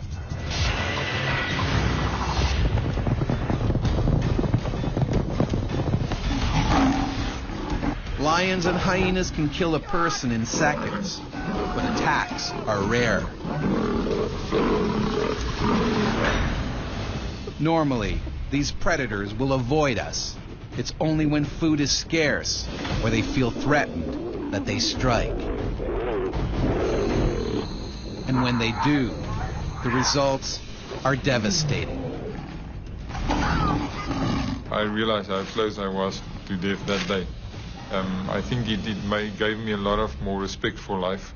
It made me realizing that every moment, any moment could be your last moment. Surprisingly, many survivors don't blame the animals. I've got more respect for hyenas because it's an opportunistic killer. I have more respect for hyena, and I won't take a chance or give them a chance. My whole life I've worked in the conservation industry, and you work with dangerous game on a daily basis. So yeah, there's definitely a respect for big game, knowing their potential, but also the fact that we are in their territory. As we encroach ever further into their territory, there will still be times on the African savanna when we become human prey.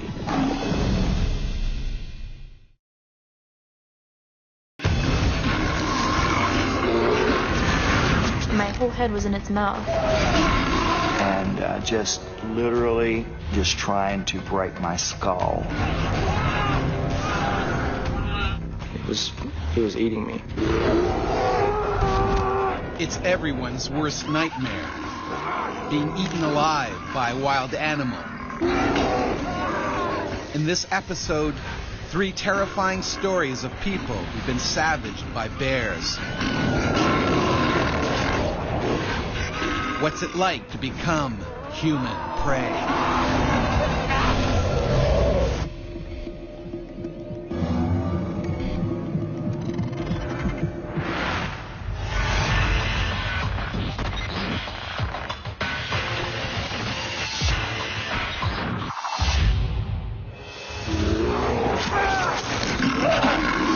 Summer of 2005, Johan Otter tried to save his daughter from the jaws of an angry grizzly while hiking in Montana. I really felt like I was trying to rip my head off. And I remember thinking, okay, one more bite and I'm done.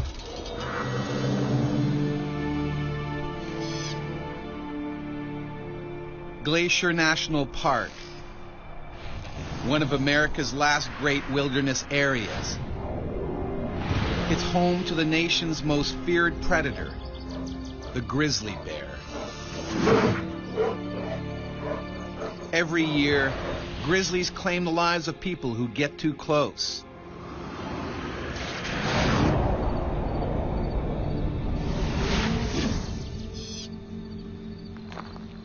Johan Otter and his daughter Jenna are here for a hiking vacation. This one right here. Right here. Yep. To celebrate her graduation. All right. And it's kind of cool that your daughter still wants to go on a senior trip, you know, and with Dad to go into the mountains. But today's ambitious hike will test them in more ways than they can possibly imagine.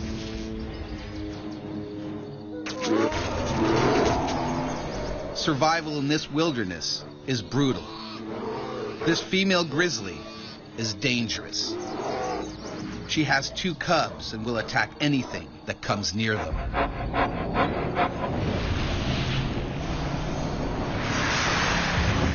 Dr. Barry Gilbert knows just how deadly these bears can be. He himself was badly mauled by a grizzly. Grizzly bears have the smallest young of any of the mammals. They can weigh 2 or 3 pounds when they're young, so they're really vulnerable. This is what has caused the female to evolve into being suicidally aggressive. She lays out her all for those cubs. It's too early for other hikers to be on the trail. I sort of had this underlying nervousness. In the morning and the evening hours are the prime feeding times for animals, so that's when they're going to be out and about a lot more. I gotta take a video of this. It's beautiful. Wow. But Dad, we've got a long way to go. Let's keep going. But Johan and Jenna are seasoned hikers. The precaution I knew when hiking was just to make noise. We knew to not be too quiet, although we didn't know how loud to actually be. We talked continuously during that time, and we made sure we looked around as much as possible. Mornings, you can run to work and then take a shower then. So your mom wanted me to have a talk with you about keeping to your studies. They also carry a can of bear spray. This is their only defense against a predator attack. If I don't... We didn't have it on our belt, it was just in the backpack. You know, really thinking that you're not going to be able to have to use that. It's not going to happen to you. They climb higher and further away from human habitation. If anything should happen to them, Johan and Jenna are on their own. Grizzlies normally steer clear of people. They can pick up a scent from over 2 miles away. But the wind is blowing down the mountain, away from the bear. And that would just negate the bear's best warning system, which is its nose, its sense of smell. And that's almost a perfect storm scenario. The grizzly is now on a deadly collision course. A surprised bear is an angry bear, and an angry bear is an aggressive bear and a dangerous bear. So do you honestly think that you're going to be able to keep up with, practice and dance? Look at this. High above the lake, the view is spectacular. Johan and Jenna fall silent, a mistake that could cost their lives.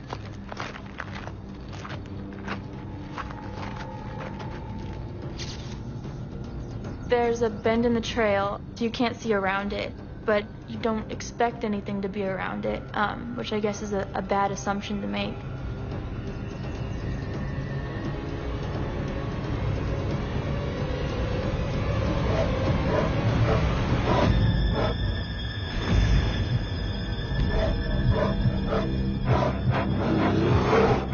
In front of me is a mother grizzly bear, followed by 2 cubs right behind her.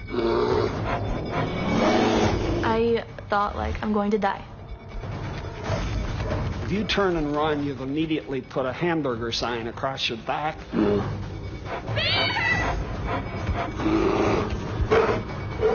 To save his daughter, Johan puts his own life on the line. And it's something instinctual. It's not something you actually think about. It basically went into my thigh. The bear bites deep into Johan's leg, again and again, right down to the bone. It wasn't like with holding on to my leg and just kind of being in there. No, it was kind of in-out type of thing. If he wants to live, Johan has to break loose. But there's only one way out. Down. I decided to jump off the trail. It was about 20, 25 feet into some bushes.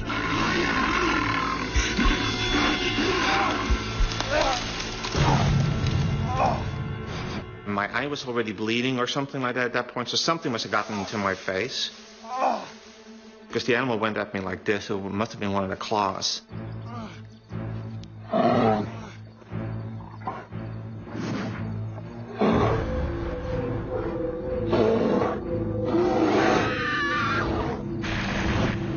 Then I see the can of bear spray that my dad had in the side pocket of his backpack.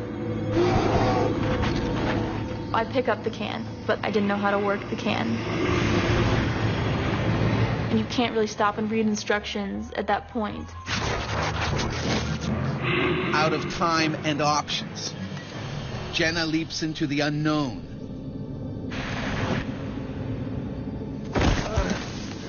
Johan has no idea his daughter has jumped. Jenna, down here! And I see the bear cocks its head back again, looks down at me. By being active, she might have interpreted that he was doing a circle around to get at the cubs. Hell-bent on finishing them off, the bear charges down the mountain. Never felt or seen anything as strong and fast in my life. It's one big piece of muscle. It was lifting me up nearly out of the bushes.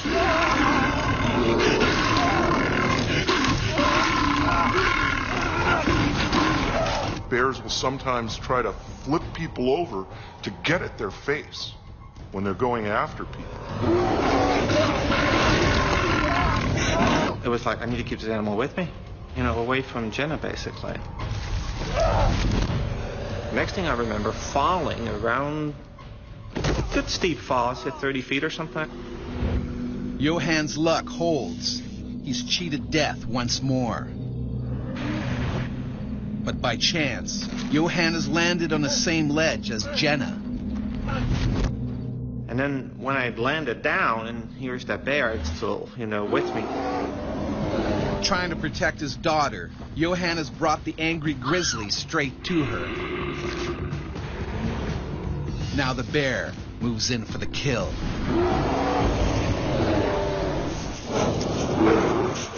Johann Otter and his daughter Jenna have escaped a savage grizzly by throwing themselves off a mountain. Hot on their trail, the bear is going in for the kill. The animal just wants to get rid of you, to neutralize you, to make you no threat to her cubs. Jenna tries to hide, but Johann faces the predator head on.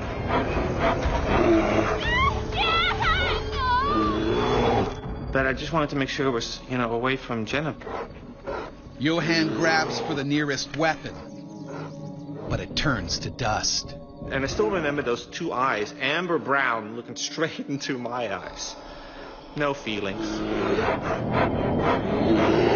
Looking bears straight in the eye and continuing to look at them is generally aggressive. And it really started chomping down on my arm. It was just ripping it apart.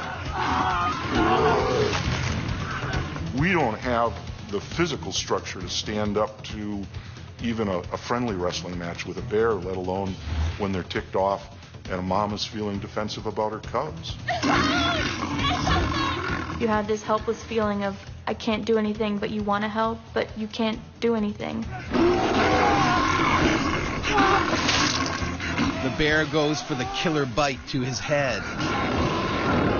It's going after a person just like it would another bear. They're aiming for the mouth and the face because they're trying to disable their opponent's weapons. That's their teeth, that's their jaws. The grizzly's canines are about 2 inches long, made for gripping and tearing. The molars are flat for crushing and grinding.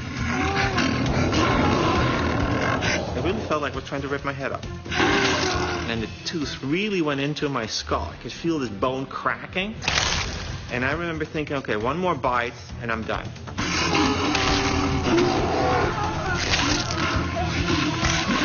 And then I looked down and I'm like, oh, one more fall and I'm dead. But I also knew that if I would stay there, I would be dead. Determined not to die, Johann breaks free and leaps into the void once again.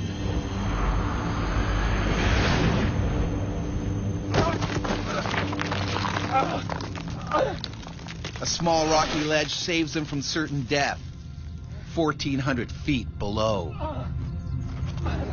And then I looked up, and the bear kind of was looking over the ledge, basically. I couldn't get to me. It was too steep, basically.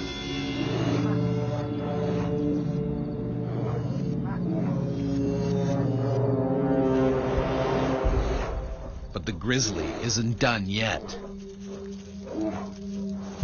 It can still smell human flesh.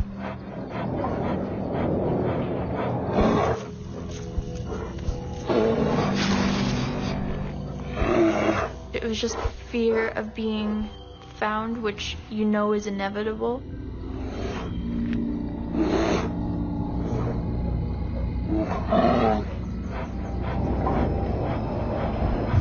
I heard heard the bear breathing and sort of like that stomach churning, like, oh no, kind of feeling.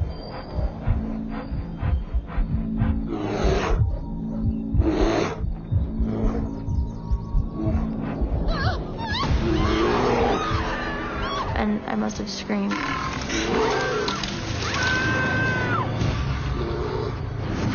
Jenna. Worst sound in the world. You've tried to keep this animal with you as long as possible to keep it away from your daughter, and still. Jenna is trapped. Its lower jaw was the one that ripped open my mouth, and the upper one was the one that grabbed on my neck. And my whole head was in its mouth. Okay, I'm dead. Let's get it over with.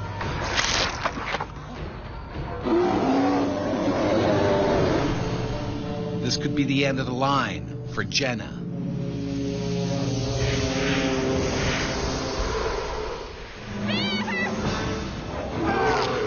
Johan Otter has escaped a savage grizzly attack by jumping off a mountain.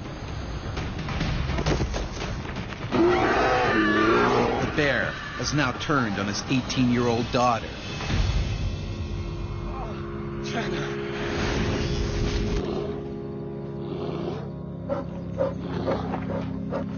Face to face with death, Jenna takes a huge gamble. I just tried to be as still as possible so that it would think that I was dead. The playing dead routine works if you can quit moving and if you can remain as silent as possible. That tells the bear, okay, this person is no longer a threat. You can leave. Jenna keeps completely still and silent.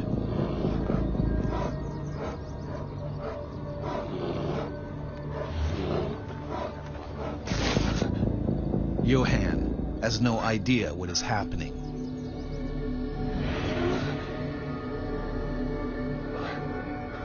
I don't hear anything anymore. I mean, it could mean one or two things. One, the animal left my daughter alone, or two, she's dead. Johan doesn't dare make a sound. If the bear has gone, any noise might bring it back. He waits 2 agonizing minutes, then decides to take a chance. Jenna?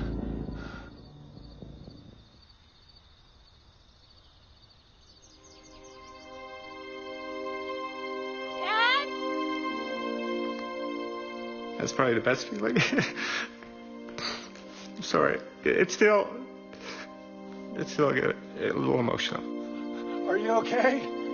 I'm okay. Her voice was very strong, sounded very healthy. Oh, I think I'm banged up pretty bad. And it was going for my head, and then all I feel was just bone, bone, bone, bone. Like, okay, I'm not going to feel anymore. That's not good.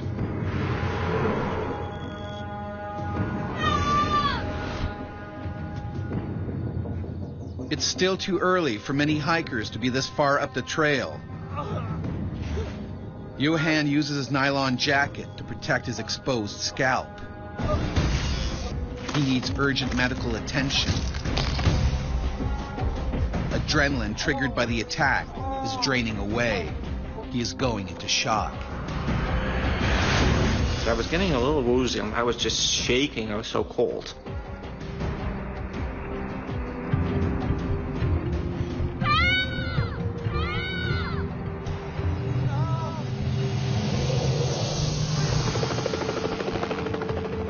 Johan and Jenna's cries are finally heard by other hikers.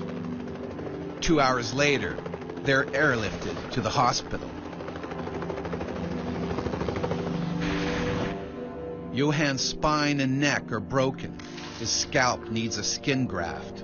He has 3 broken ribs, a broken nose, and a punctured eye. It takes 9 operations and many months for Johan to recover.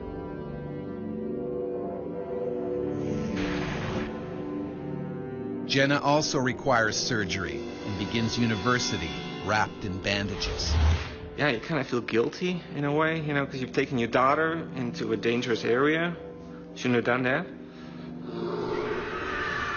That's when you get a little emotional, like, you know, shoot, I'm doing this to all these people. I guess folks didn't care. They were happy I was still alive. So. After the attack, experts agree the bear was acting naturally, trying to defend her cubs. They thought she posed no further danger to people, so she was not put down.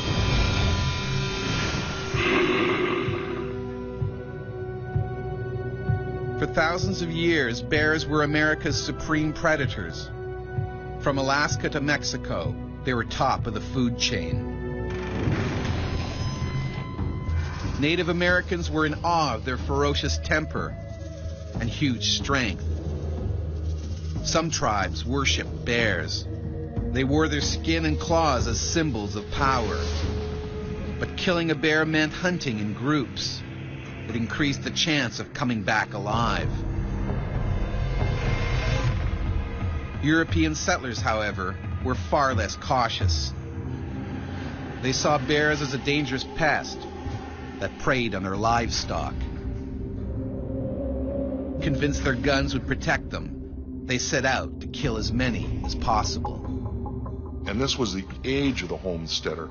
And for those people, if they lost a cow, if they lost a couple sheep, you know, it was a huge cost for them.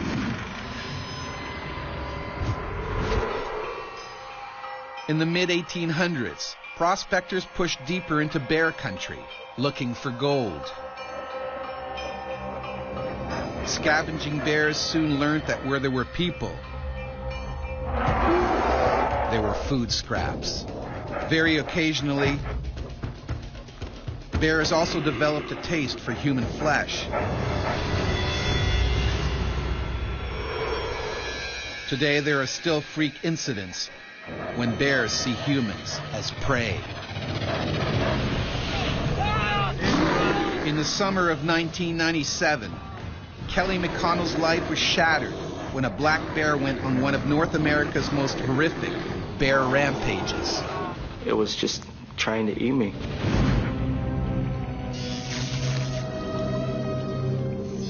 Liard River Hot Springs, British Columbia, a popular place to relax and unwind. It's home to many black bears who feed on food scraps that people leave behind. In rare cases, they can take that terrible next step. It's bears that have been both habituated to people and then food conditioned that have injured or preyed on people. Like other bears in the park, this male feeds on human leftovers as well as plants and insects and the occasional young animal. An opportunistic predator, he's almost always hungry, a potentially dangerous situation. When are we going to go back to Paris? Where are you going to go back to Paris? 13-year-old Kelly McConnell and his mother, Patty, are moving from Texas to Alaska to start a new life. They're breaking the long trip with a well-earned rest. We're just going to relax after a long day of driving. We just wanted to go to the hot springs itself and relax.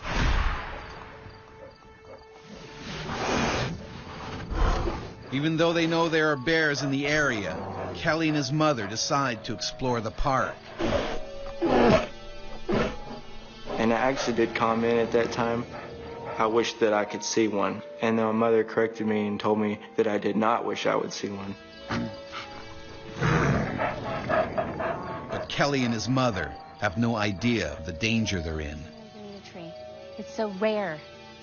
Are going to The bear can smell prey, and it's closing in on them. A predaceous attack, by and large, is a slow approach toward you, constant following of you, if you like, waiting for its tactical advantage to come in and get on you.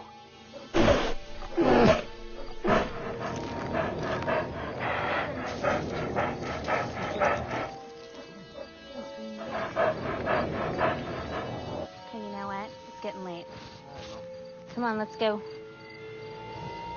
Kelly, come on.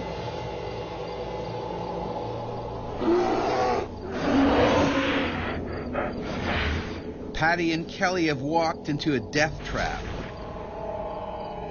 Frozen with fear, she has no idea what to do. Kelly, All right, Mom. there's a bear. Yeah, right, Mom. I didn't believe what she was saying.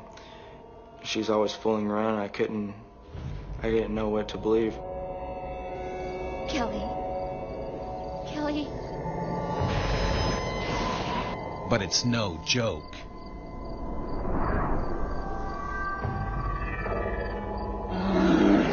Don't move.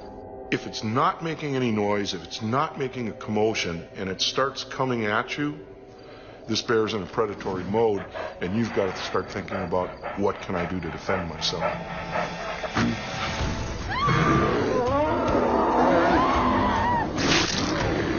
The 400-pound beast viciously attacks Patty. Both she and Kelly are staring death in the face. This bear could rip them apart in seconds.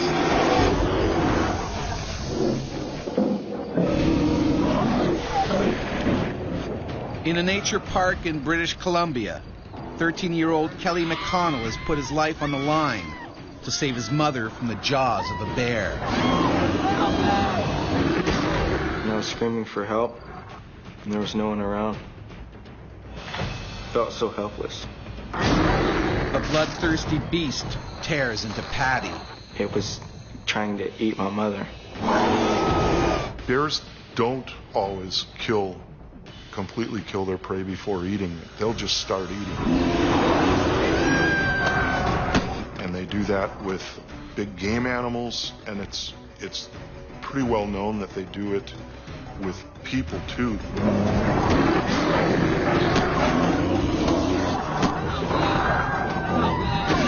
Kelly desperately tries to save his mother. But then, in a heartbeat, the bear turns on him. I can just remember thinking, I hope that I saved my mother's life, but I remember thinking it was all a nightmare. Kelly has become the beast's next meal. The bear locks its powerful jaws around his waist and lifts him off the ground. I could feel the bones crunching in my body like I was pretty sure I was going to die. Kelly's about to pass out, but suddenly the animal drops him. He falls on his front, keeping his vital organs safe from the bear's teeth and claws. They just began mauling me from the backside. It would just bite into my back and just tear my skin. It was eating me.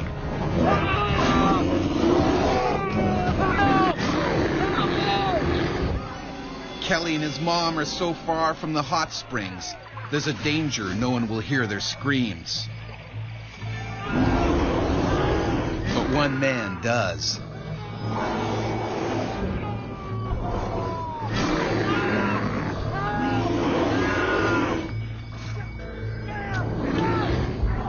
Ray Kitchen, a truck driver, races to the scene and heroically takes on the man-eater himself.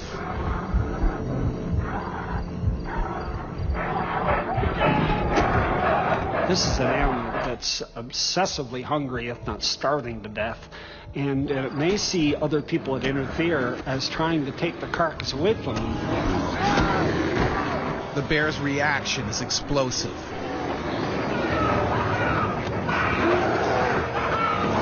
It turns on Kitchen and begins to eat him alive. Bears sometimes go into what they call surplus killing. They get into a herd of sheep, and it's so easy to kill them, they just knock them over left and right, way more than they're ever going to be able to eat. Kelly is too badly wounded to do anything to help.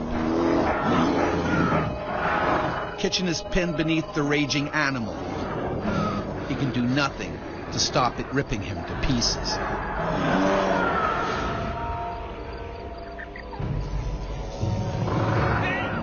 Tony Dowd, a trucker from Alberta, hears Kitchen screaming and comes to help. I couldn't believe what I was seeing.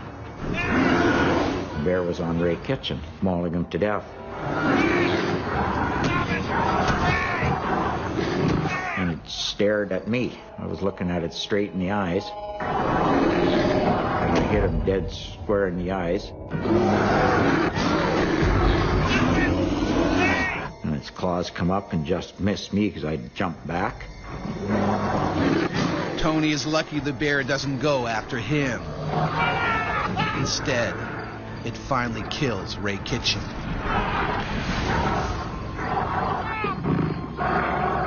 I heard Ray scream his last few, or try to scream, the last few thought or sounds that his voice could make. And I screamed, oh my God, and that was it. Ray's throat has been ripped open. They're getting the neck because they're going for the windpipe and for the vertebrae.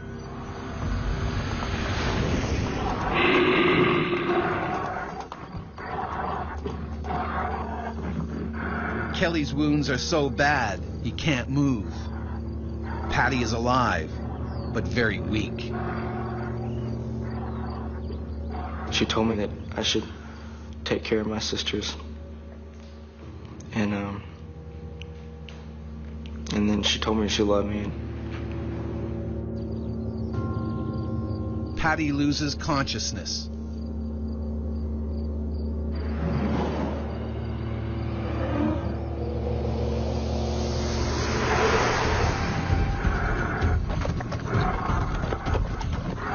Other people are drawn by the shouts. They desperately try to keep the furious bear away from Kelly and his mom. Paramedic Ingrid Bailey joins the frantic rescue effort. Mr. Kitchen was just flat out on the ground, missing a big chunk of his neck. And at that point, I stopped trying to do anything for Mr. Kitchen and went over and aided the other two folks who had already been attacked.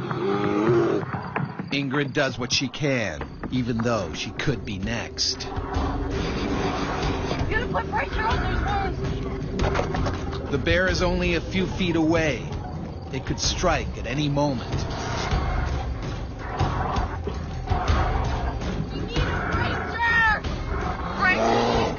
The only way to end the carnage is by killing the bear. Keep putting pressure on that wound.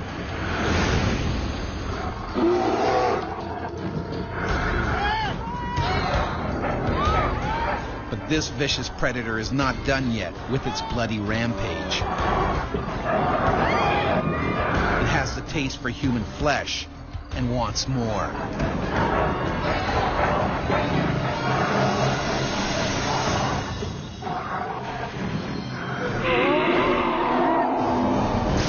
A black bear has savagely attacked Patty and Kelly McConnell and killed the man who tried to help them.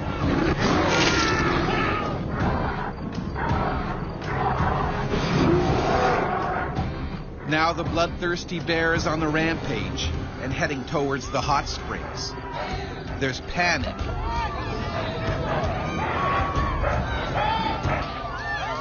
But running bodies trigger the bear's killer instinct. The attraction of moving prey overrides the feeding. They'll feed later. The massacre won't end until someone kills the crazed beast.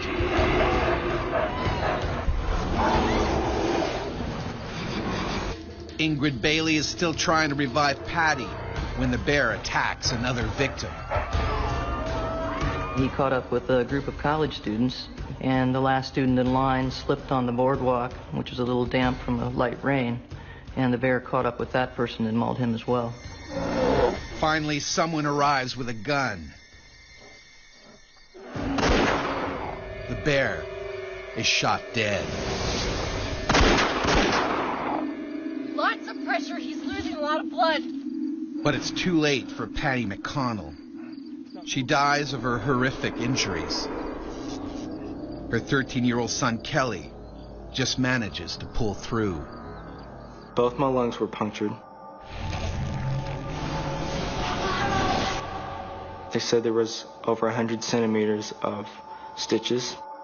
I had suffered a few broken ribs. 3 of my vertebrae were broken. An attack like this is very rare. 2 people are dead and 2 seriously injured. But incredibly, Kelly doesn't hate the animal that took his mother's life. I feel like the bear, it didn't try to do anything that wasn't normal for it to do. I mean, normally bears don't attack people, and then probably had no choice but to attack or else die from starvation itself. The horrific events at Liard Park show just how helpless we are when these predators turn on us. Without a gun, the death toll could have been much higher.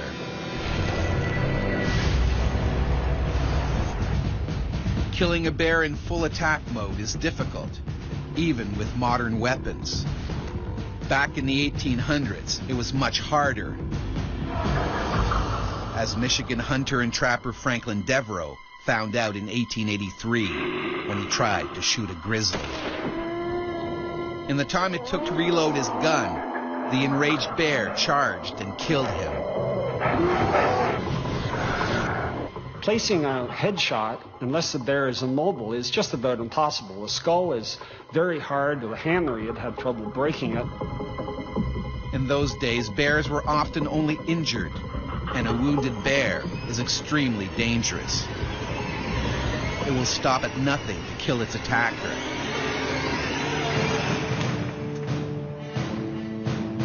The invention of the repeating rifle finally gave man the upper hand.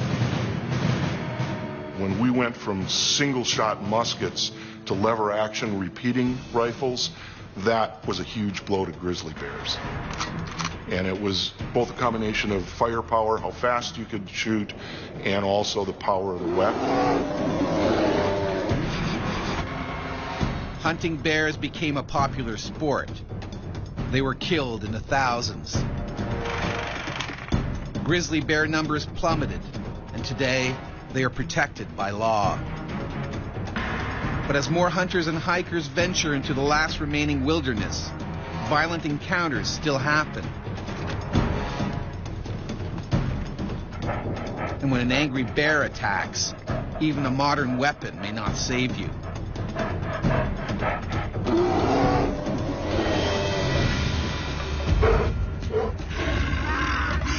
In the summer of 2001, Pastor Johnny McCoy found a gun wasn't enough to protect him from a furious grizzly, determined to see him dead. And she was literally just trying to break my skull.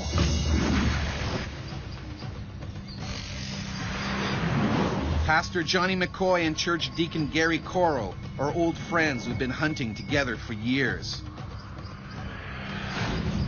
They're on a 2-week hunting trip in the Alaskan wilderness. We was going moose hunting to have the meat for the winter, or for the following year. That's what we eat. That's the food for the family. They are well aware of the dangers lurking in the woods. While tracking their prey, they soon notice signs of grizzlies. Makes me absolutely nervous walking through the woods, knowing that there are bear there, knowing that we are in their territory. Wait, are you blind? Yeah, probably not. Keep my eyes open. This scat belongs to a female grizzly. She has cubs nearby. McCoy and Coral trek further into the bear's territory. Unlike hikers, they make as little noise as possible.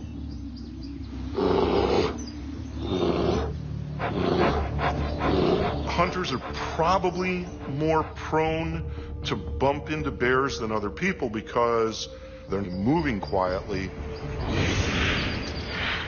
Catch up to you. All right, I'll be McCoy takes a break. Coral presses on. Alone, he's much more likely to be attacked.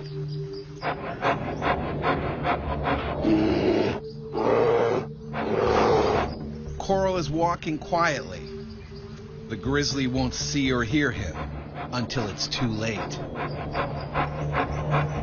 It was probably just out there with its cubs. All of a sudden, here's these people. So to Ma Grizzly, you see that as a threat. McCoy, meanwhile, hurries to catch up with Coral. Suddenly, something tears out of the trees. It's racing towards Coral. She ran right out within 10 feet in front of me. In my mind, I said, it's a bear. McCoy can't shoot. He could hit Coral. By the time his friend hears a grizzly, it's too late. And as I turned my head and looked around, all I could see was the mouth of a bear, and it was wide open.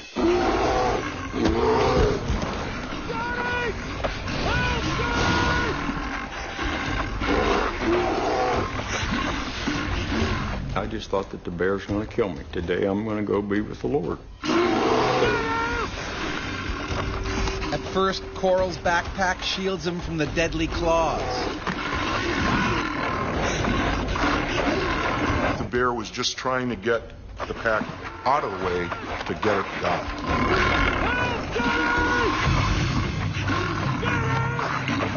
I'm thinking my buddy is, my best friend is going to be killed. So I'm saying, God, what do I do? But Coral doesn't panic.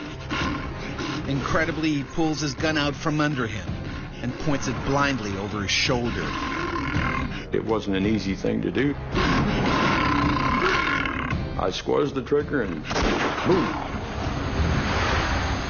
It was instant relief.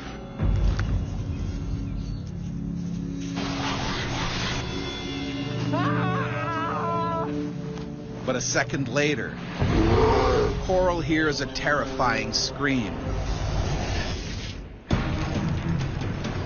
Church Deacon Gary Coral has been attacked by a grizzly. He shot the bear, making it let go. Now the enraged beast turns on Coral's hunting buddy, Johnny McCoy. When bears are injured during an attack, it seems that pain is a stimulus to attack harder. McCoy reacts with lightning speed. And I just took my gun, I thought, oh my goodness, and shoved it in her mouth. The grizzly bites down. When I shoved that gun in her mouth and pulled the trigger, there was nothing. Absolutely nothing. And then she just swatted out of the way. The grizzly leaps on McCoy with a vengeance, biting deep into his arm and shoulder. And I've never heard any more agonizing screams of horror than the screams that I heard him put out.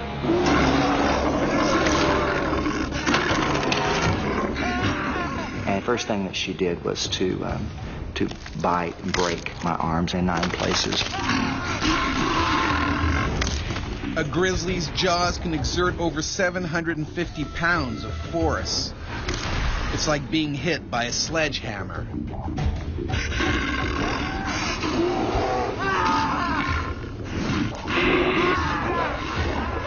Coral can't shoot in case he hits McCoy.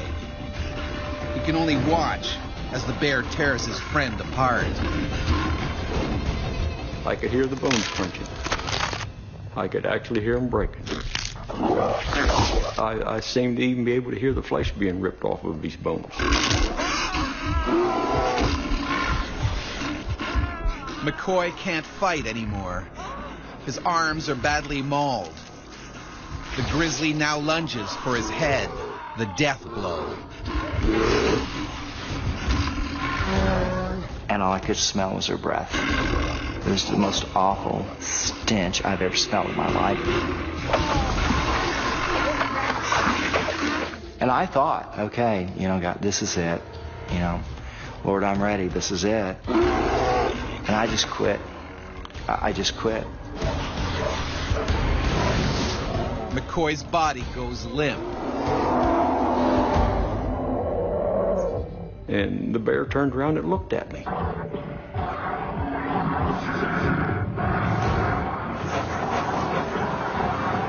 Suddenly, the bear runs off. I think in about 1 second, he must have covered 100 yards. He was clear out of sight. I never fired a shot. It was so quick.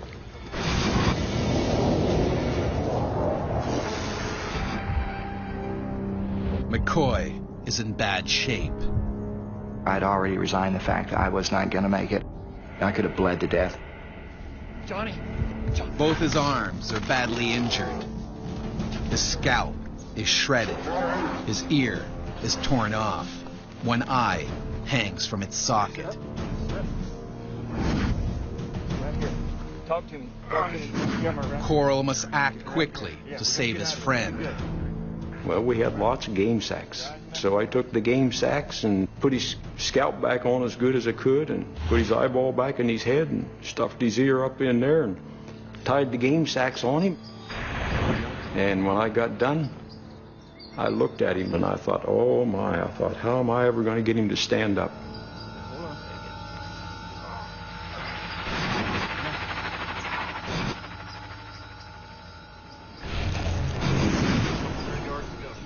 McCoy can't see anything, and they've left their cell phone back at the camp.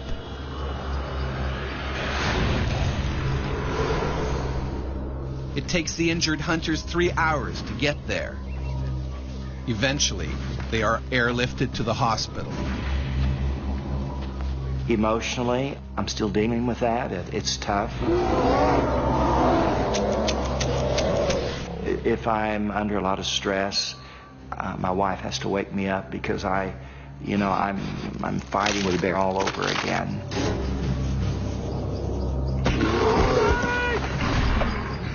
I woke up a few times at night thinking about this bear on my back.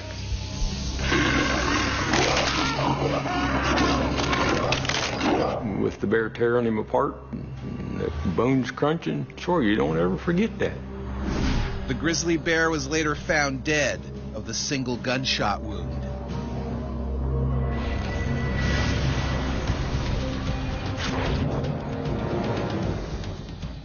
Thousands of people encounter bears every year, but attacks are unusual.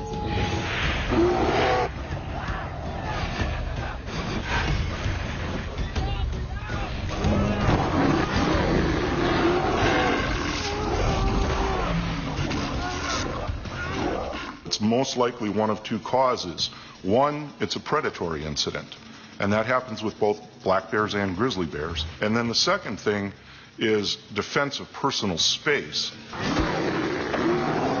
When bears do strike, it can have a profound and lasting effect on those who are lucky enough to survive. In the blink of an instant, your life can completely be changed without you having any say in what happens.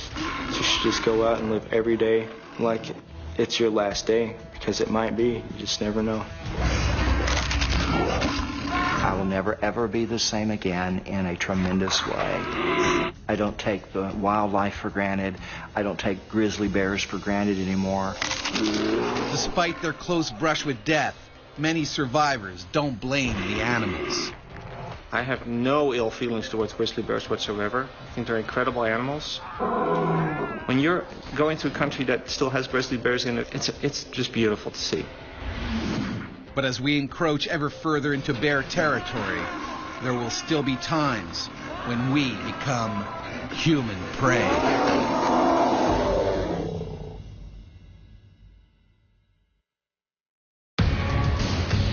I have this memory of blood pouring out of my face onto the ground.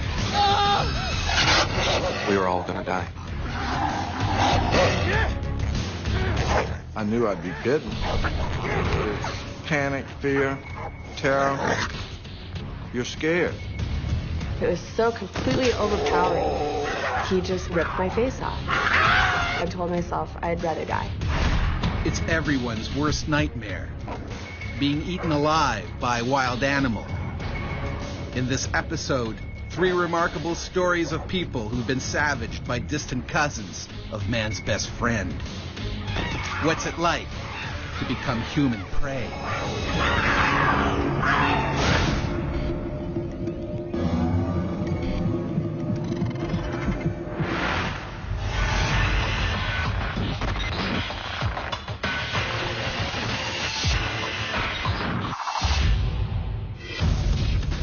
On a canoeing holiday in the Canadian wilderness, the Delventhal family was savagely attacked by a lone wolf. There was nothing we could do to stop a wolf that wanted to eat us. Algonquin Park, Ontario. A vast landscape of forests, lakes, and rivers. A popular destination for hikers and nature lovers. And home to predators, including the eastern wolf. The conventional wisdom in North America is that wolves are basically harmless. But it became crystal clear that there were circumstances under which the wolves would be dangerous. This adult wolf has been expelled from his pack.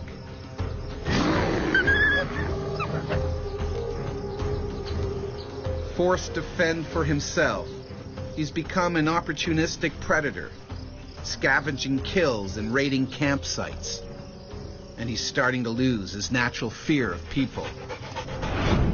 That's it. Just keep paddling straight on in. How you doing, guys? Yeah, just follow me in.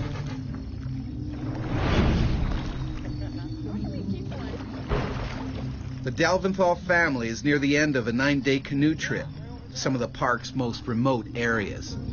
All right, then.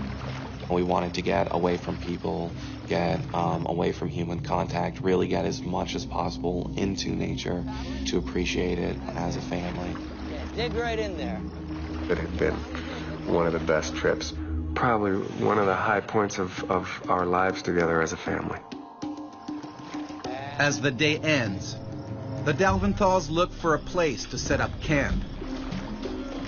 Hey, Tracy, how about right over here? Perfect spot, isn't it? All right. Great job, guys. Well They're done. unaware that something else has also picked this site. We got ourselves a camp set up. Keep the fire going.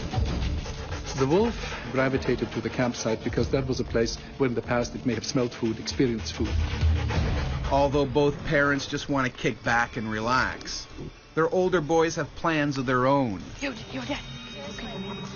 We wanted to go out on the water and see the sunset.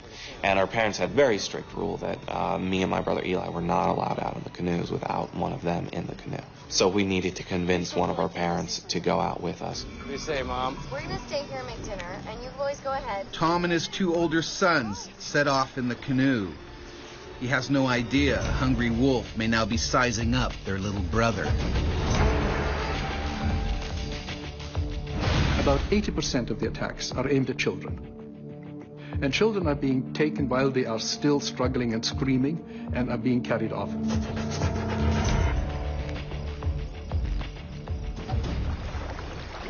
As Tom and his boys paddle further away from their campsite, they bump into other canoeists who tell them about an old Algonquin Park tradition. You ready? Let's do it.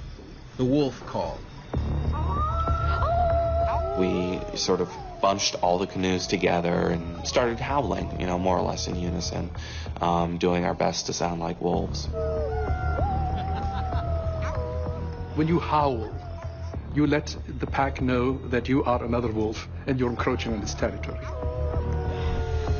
The lone wolf closes in, possibly worried that rivals may attempt to steal his tempting evening meal. The forest around the site was really thick. You couldn't see into the forest at all. And I heard something and just saw the side of something.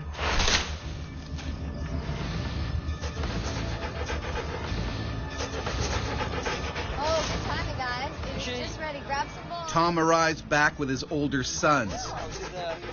Well, The the wolf is likely scared away for now. All right, boys, time for bed. We got a long day tomorrow. It's been such a perfect evening that Tom and Tracy decide not to pitch the tents. The Delventhals will sleep under the stars.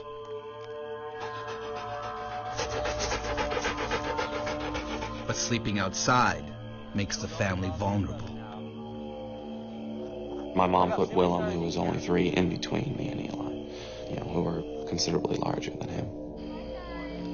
Me, Willem, and Eli were down in our own little group. And I am going to sleep like a log.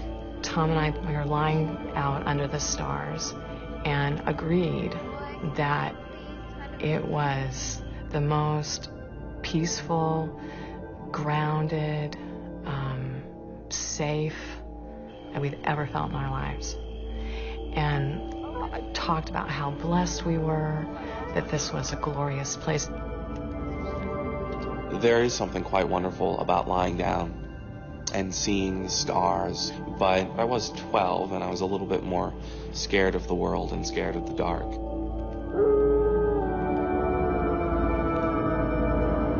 The ravenous wolf bides his time. He waits until the family is still.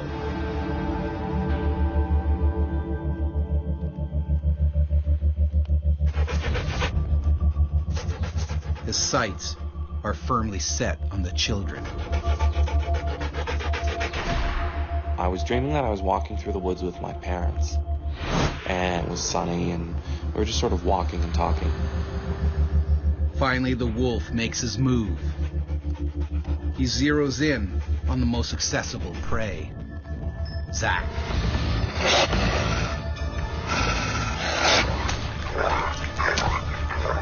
While I was dreaming, there was definitely a sensation of pressure on my face.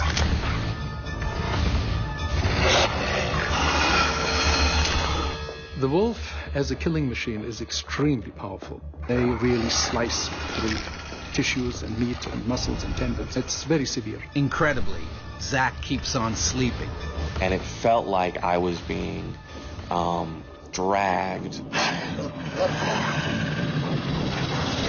Felt like I was sort of strapped to the front of a jet. Everything started rushing by really, really quickly, and that was the point when I woke up. Startled, the wolf runs back into the forest. It was one long, ripping scream. It was blood-curdling.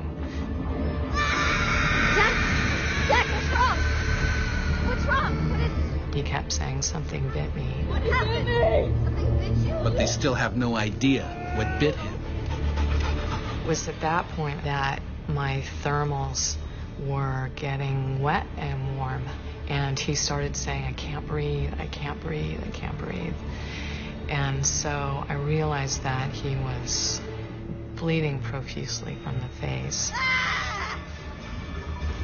I sat there trying to gather myself, and I looked through the darkness to where they were huddled together, and then I saw the wolf. Yeah! Yeah! Go on! I was being as big as I could be and as loud as I could be.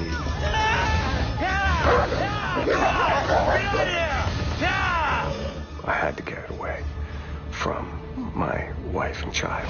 He ran right past us, and we could hear it running into the woods and whacking trees and bushes and stuff. And I was trying to hold Zach and figure out what was going on. The animal retreats. The wolf! And I immediately started panicking. Could kill the whole family. Hey, baby. I kept just pulling him down and whispering, you have to stay calm. We have to stay calm. We have to stay quiet. We have to know where it is. But with only a flashlight, the family has no idea where the wolf is hiding, whether it's vanished or simply biding its time. Wolves have a marvelous tapetum lucidum, which is the technical name for a membrane in the back of the eye which reflects light. And so wolves can see at night much better than we can. The wolf is probably watching the family's every move. He will choose the best moment to resume his attack. I thought we were all going to die. I thought that there was nothing we could do to stop a wolf that wanted to eat us. On a canoeing trip to Algonquin Park, Ontario, the Delventhal family has fought off a savage attack by a lone wolf. Go on! Go on! They're terrified it will strike again. First thing I found was my paddle. It was the biggest of all of the paddles. And I went back to where he had disappeared and stood there for about half a minute till I was satisfied that he was gone. You right? Let me see. Let me see. My dad came up in front of me and shone the light in my face. Let me see, Simon. The first thing I saw was the terror and the fear in his eyes. And I could see that his cheek was totally torn through. I just kind of stopped and said, "Oh my God." I mean, it was slow and it was horrified and hopeless. And it was all there, and oh my God, and the look on his face. And I knew it was worse than I thought it was. Again, the hungry wolf emerges from the forest. Now he moves in for the kill. And my dad turned and charged it and followed it out into the woods. It was really scary, but I was going to beat him. I was going to destroy him. Go on! Get out of here!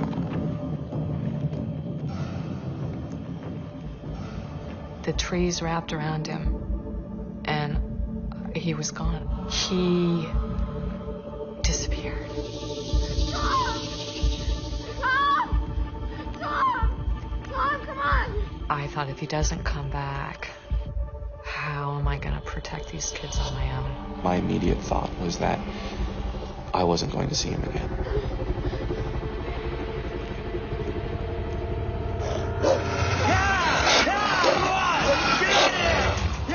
It was the darkest night I can ever remember, but all of my senses were really, really sharpened, and I felt like I could see exactly where he was. Armed with his makeshift weapon, Tom now has the upper hand. Wolves, in all their killing activities, have to respect one thing. They're basically hypochondriacs. Safety for them is paramount. Self-preservation wins over hunger.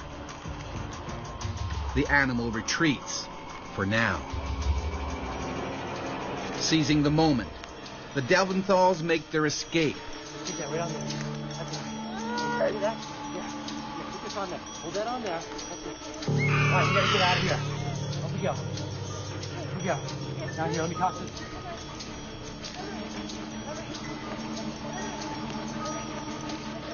Let's go, guys. Let's go.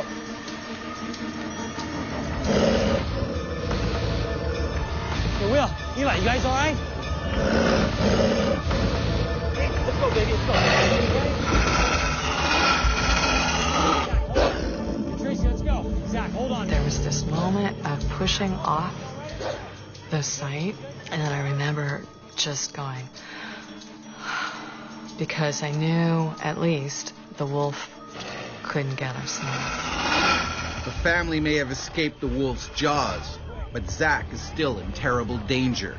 He's losing blood fast. Hey, Zach, hold on, son. You'll be all right. I thought about dying, so I was just sort of peacefully lying in the boat and figured I could slip away now and it would be easier. What changed my thinking was thinking about my family and thinking about how much they would all miss me.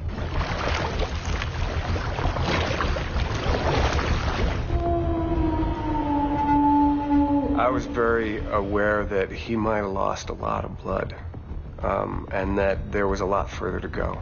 We couldn't find our way out, and that was just feeling like incredible powerlessness on my part. I was really angry at myself, frustrated with myself, and frustrated with the situation.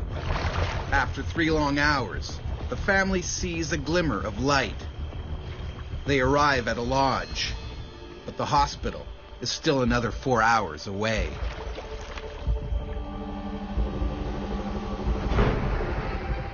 Zach undergoes 4 hours of emergency surgery. His nose is broken in 5 places, and it takes over 80 stitches to repair his badly lacerated face. Sheer luck that the wolf didn't grab part of the neck. With the tremendous bite force of the wolf, Zach would not have survived that. Very lucky. They took Zachariah into a triage room, and it was that moment. It was the first time I looked at him, because I thought, okay, now we're safe, and I can see. And his face was just ripped apart. Even after the doctor had Zach and was doing what he could to put Zach's face back together again, the reaction was, well, it couldn't have been a wolf. And they treated me very much like I was hallucinating, or just a stupid geek from the city, or, you know, somebody who just didn't understand, obviously, because wolves don't do that. The scars themselves really aren't that visible. But the psychological trauma leads to months of severe panic attacks. The therapist said, what happened is deep and primal, because you're supposed to be safe when you're asleep. He didn't know it was coming. None of us knew it was coming. Park rangers decide the lone wolf poses a serious threat to other campers. 5 days after the attack, they find the animal they believe terrorized the Delventhals and shoot it dead.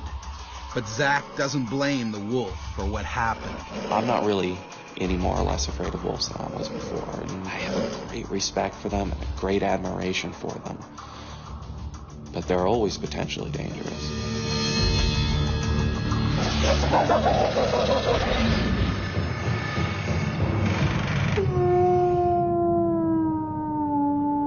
Throughout history, wolf attacks have been the stuff of nightmare and legend.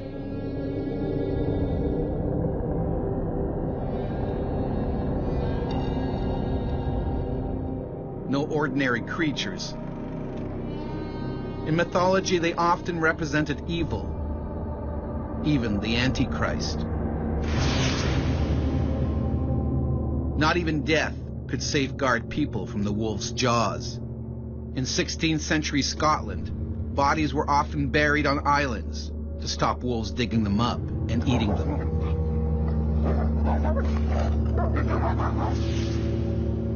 No European settlement, it seemed, was safe. In 1879, in a village in southern Finland, a pair of wolves went on a bloody rampage.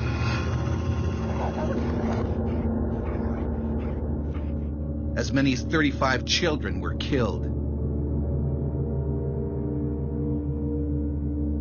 Eventually, the Finnish army was called in, but the wolves proved elusive. It took 2 long years to halt their terrifying reign. The female wolf was shot dead. The alpha male poisoned. By hunting in packs, wolves are highly efficient killers. Sometimes not even a gun will stop them dead. A woodsman living in Springfield, Missouri in the early 1900s learned this the hard way. Ambushed by a furious wolf pack, he fought a heroic battle for his life, but overpowered before he could reload his rifle. He was later found ripped apart, surrounded by 5 dead wolves.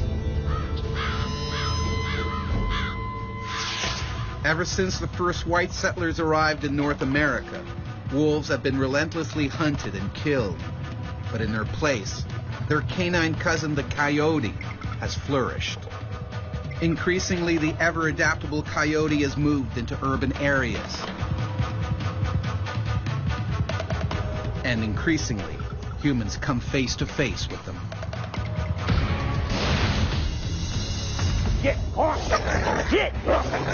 One afternoon in his yard, Jimmy Hawthorne ran into a wild coyote. A coyote with rabies. I couldn't believe what was happening. I knew I'd be bitten. It was scary.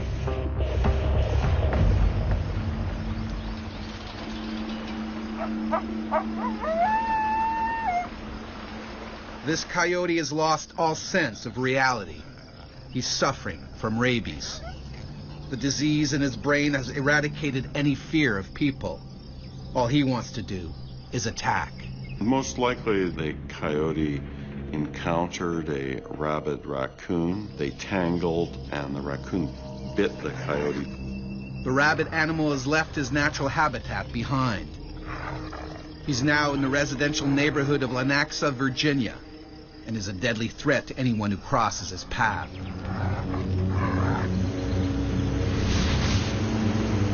"47-year-old Jimmy Hawthorne is working in his yard on a lazy Sunday afternoon. His wife is inside, taking a nap. It was a normal day. I was actually using the lawnmower to blow the leaves off the yard. Jimmy is completely unaware that he's being watched.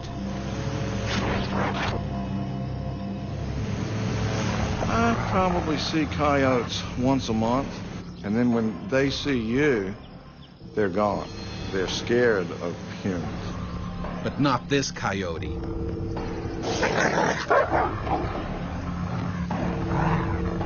Driven by the lethal virus, he's desperate to bite anything or anyone.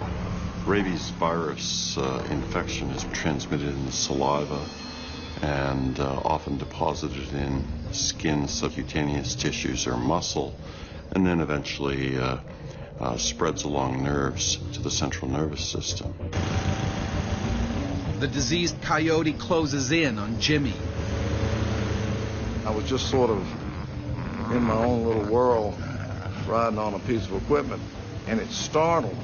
I mean, my first thought was it was a German Shepherd. And then I looked and I said, oh my goodness, it's a coyote. Horrified, Jimmy realizes this coyote is rabid. At that point, it was just terror, scary. Rabies is almost always fatal if not treated immediately. Well, there have only been 6 survivors of rabies. We don't fully understand why the outcome is always fatal, but clearly the immune response isn't sufficient to clear the viral infection. I was driving the maul as fast as it would go. The coyote was having no trouble keeping up. The coyote kept circling the maul. Fueled by a wave of aggression, the coyote seizes opportunity and strikes. He bit my boot. I felt him bite the boot. I mean, I couldn't believe what was happening. I just remembered that moment of fear, of terror. It was scary. Luckily, the coyote's bite doesn't pierce Jimmy's thick leather boot. Jimmy needs to make it home before it does. But then his mower runs out of gas and stops dead. My thoughts were, oh my goodness, something scares you to death. And then it's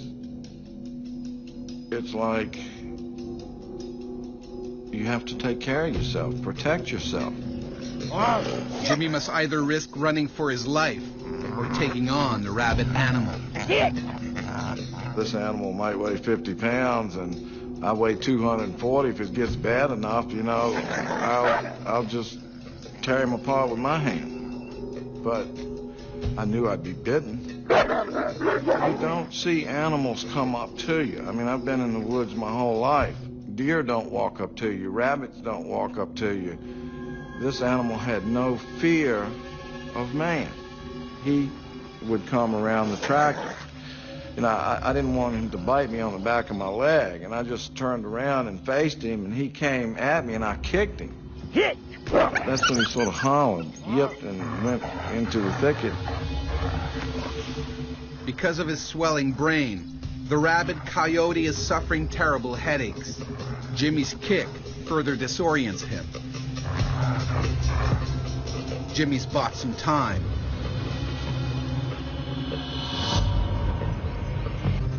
But only a little. I looked around and found a big stick about 8 foot long. And I said, well, I can use this to keep him off of him. And he was aggressive, extremely aggressive. Coyotes, canine teeth, are so much longer than, say, a Doberman. They're prepared to hunt and kill.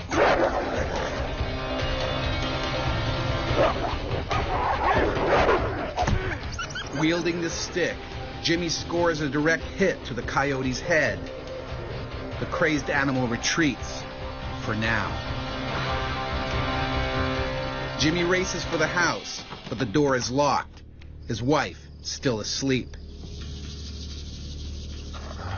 And the rabid coyote isn't yet done with Jimmy. I'm knocking on the door, and then I see him running across the front yard, coming back. The ever more aggressive coyote closes in for the kill.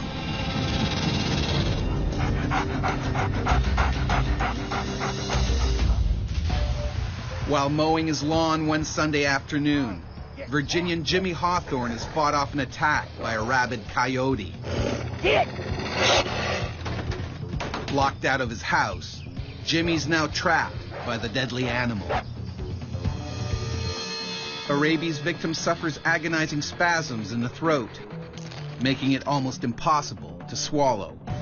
They develop neurological impairment and paralysis, finally progressing to coma, then death. Jimmy pounds on the door one last time to wake up his wife. And thank goodness she got the door open. And I went in and I told her there's a rabid coyote out there. And I was looking for a gun. The coyote refuses to give up. The rabies has infused him with blind courage. All he knows is he needs to bite.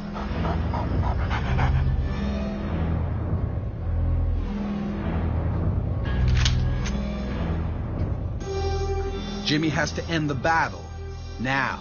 In the initial stages, it's panic, fear, terror. Honey, you stay inside. You're scared.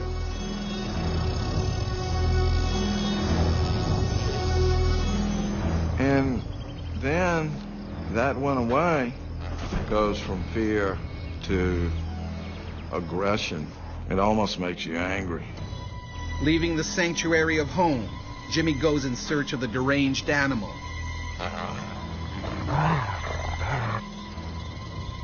But this time, he's prepared.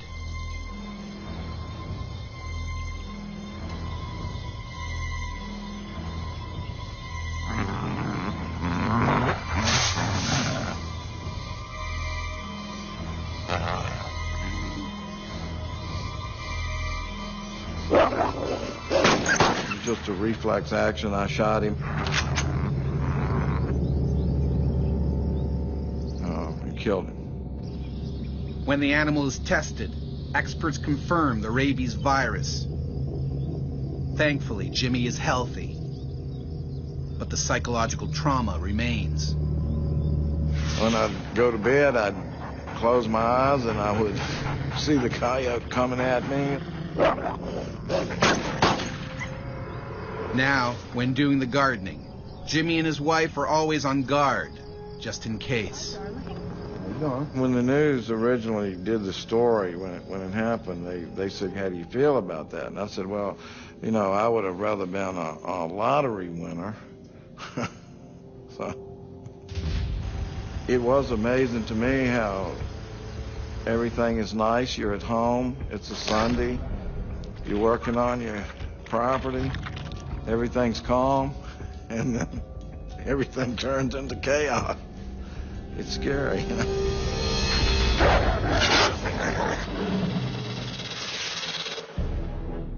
Rabies has terrified people for thousands of years. In the 16th century, a deadly epidemic swept across Europe. Stories of horrific attacks by mad animals foaming at the mouth entered popular folklore. Peasants in the countryside faced the greatest risk, but not even cities were safe. In 1450 in Paris, a pack of wolves, some probably rabid, created blind panic when they breached the city walls. 40 people were bitten and killed. The ferocious pack was lured into the heart of the city, close to Notre Dame Cathedral. There, a mob hell-bent on revenge stoned and speared the wolves to death.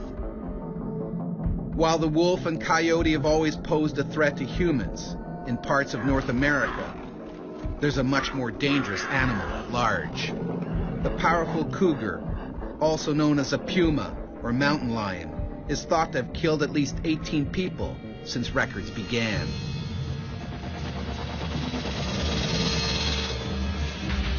Aniela was almost one of them. While on a mountain bike ride with her friend, a cougar pounced and tried to snap her neck. And you think, this is just a nightmare. I told myself I'd rather die.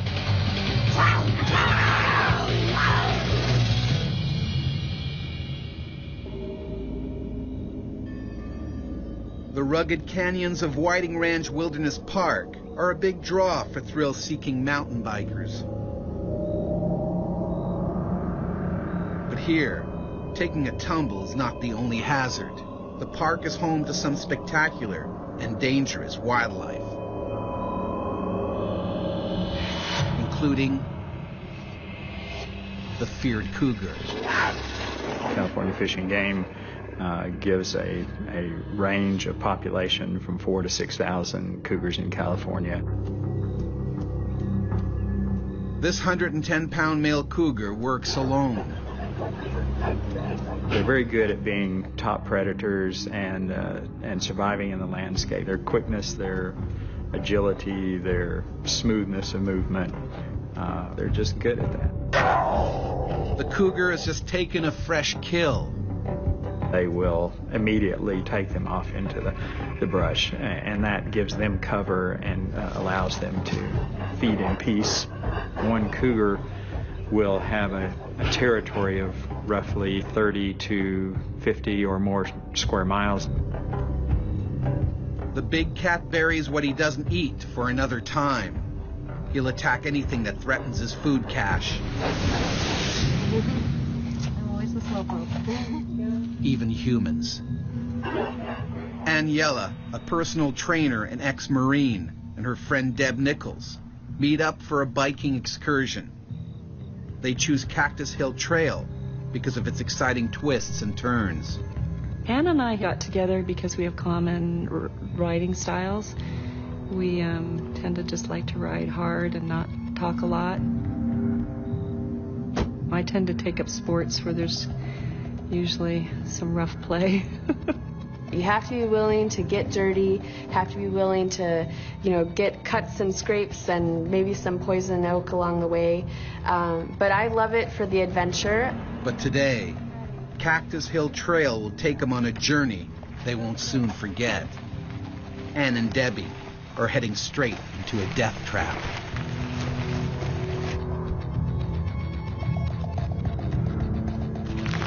We were just kind of, coming into the downhill section. You're going to finish the ride soon. All the climbing is done. And our goal was to make it out before it got dark. The cougar jealously guards its precious food.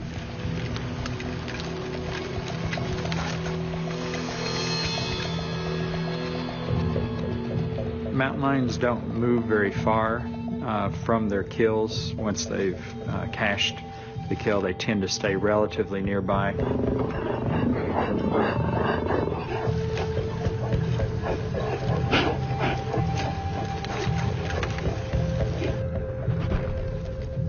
Just up the trail, another cyclist discovers an abandoned bicycle.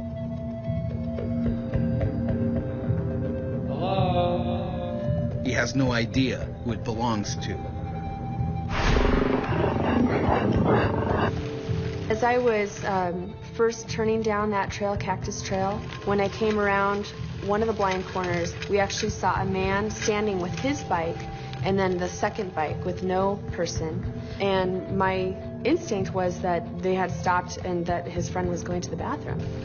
So honestly, I didn't really take it very seriously. The cougar's heightened sense of hearing picks up the noisy cyclists. They're invading his territory.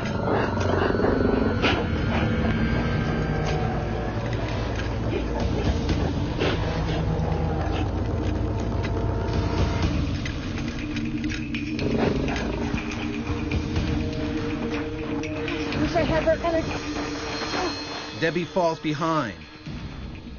The distance between them has made both more vulnerable. Thinking his food cache is threatened, the mountain lion moves into attack mode. As I was moving down the trail, what caught my attention was I saw a flash of movement. I saw kind of a reddish-brown fur. Initially thought that I had startled a deer. And then the impact.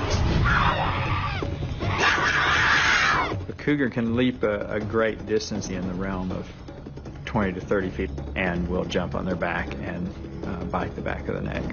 The only thing I can liken it to would be if you're riding your bike and you got hit by a car from behind. That's what it felt like to me. I mean, the impact was unbelievable. I was face down and he was trying to bite at the back of my neck. And I knew, okay, this isn't a deer. A lion's impetus is to kill as quickly and as efficiently as possible because that reduces its own energy expenditure and its own chance of harm. I just couldn't believe that had just happened to me. And you think, this is just a nightmare. This can't really be happening. You can't wrap your brain around it. Anne's helmet protects her for now. But the cougar is determined to win this battle.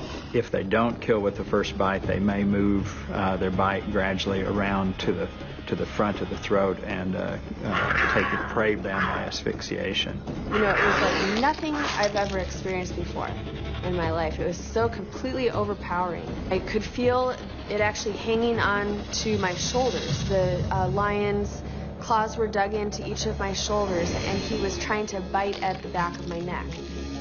He was able to manipulate and move me around, release his grip and grab on again and just drag me. I could hear Anne's cry, screaming, and it sounded unusual. It sounded like a siren over and over, and then just within an instant I came around the corner and saw the mountain lion. Debbie needs to think fast. In sheer desperation, she tries to scare the animal away.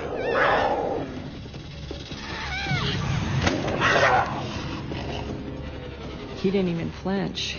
They're very focused predators. They don't get distracted easily. They have to finish what they start. Risking her own life, Debbie does the only thing she can think of. When I grabbed her leg, I thought, it was going to be something that would, alarm him at least, but it didn't. It didn't seem to faze him. All it would have taken is one swipe from that lion to take Debbie out, and she put herself in that situation where that was a very strong possibility. And I, had a death grip on her calf area. I was just amazed at his strength. I just remember watching her face and watching her hanging onto my leg and screaming at the top of her lungs. Debbie's frantic attempts aren't working. She can't pry her friend loose. I was very aware that he just basically ripped my face off. An adult male cougar's powerful jaws are comprised of 30 razor-sharp teeth. Measuring as long as 2 inches, these massive canines are used to deliver a lethal bite. The other teeth are specialized in slicing and shearing flesh. They're able to crush leg bones, femurs, large bones, and commonly eat the entire skull. They're very, very strong. Anne is fighting a highly motivated killer and losing. To be honest, that was the only time. It was for a split second, but I basically told myself I'd rather die. I don't remember anything but his tail smacking in his eyes and thinking, I'm so close and I'm screaming so loud, why don't you let go of, her face?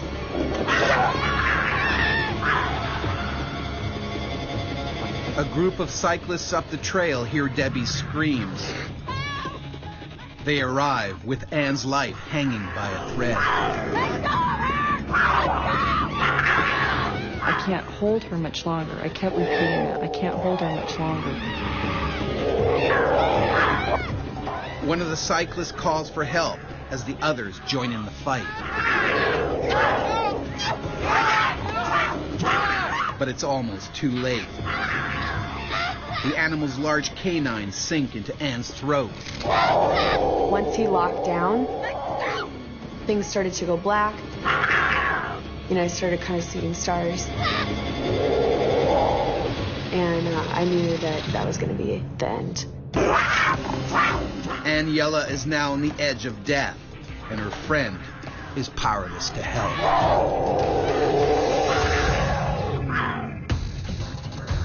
Aniela has been savagely attacked by a cougar in a California national park. Her best friend and 2 passing cyclists struggle to save her before it's too late. Dear God, please give me the strength to hold on to her. He's eventually gonna let go. But the cougar is determined to finish the job.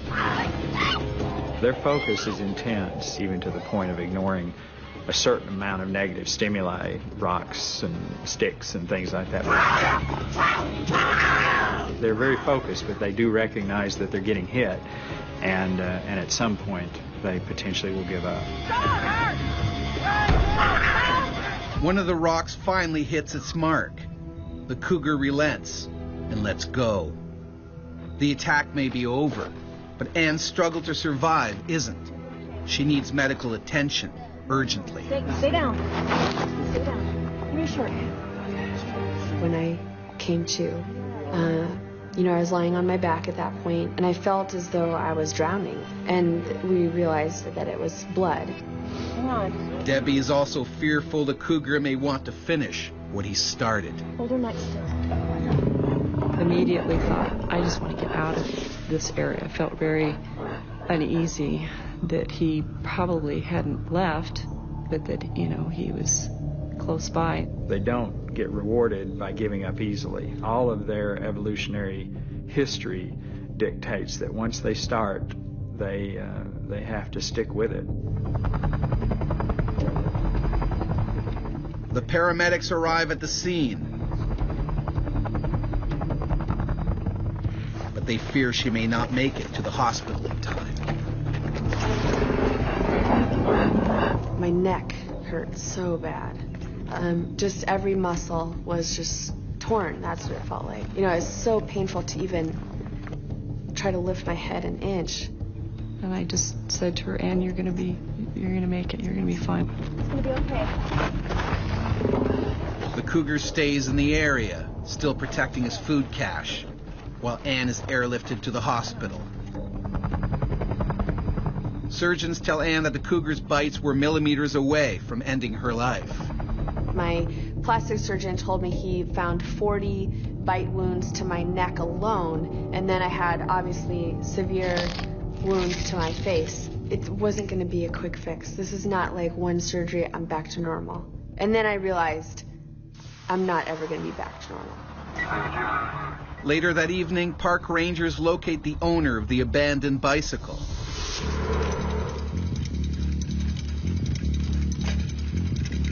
He had been making his way down Cactus Hill Trail when his chain came off. Unaware, he was being watched.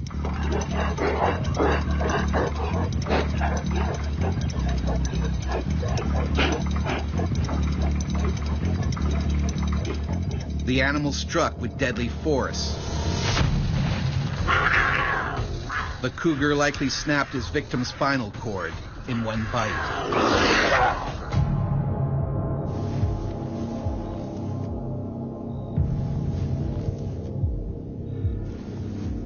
Gosh, I can't believe that I'm still here. It kind of helped me to be so thankful that I was still alive, to realize that here this adult man had been killed, and I made it. A team of park rangers has no choice but to track the man-eater. He's shot dead not 50 yards from his first kill. Unwilling until death to give it up. I think they're gorgeous animals.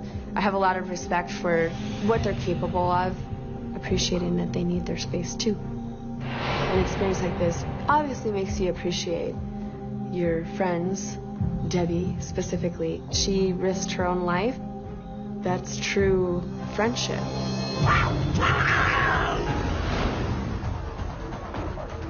Their domestic cousins may be household pets, but in the wild, hunger or disease can occasionally drive these animals to target human prey. These people all came face to face with some of North America's most feared killer cats and dogs. They were lucky to survive. We were aware that there's mountain lions, but I just would have never thought that they would turn on me.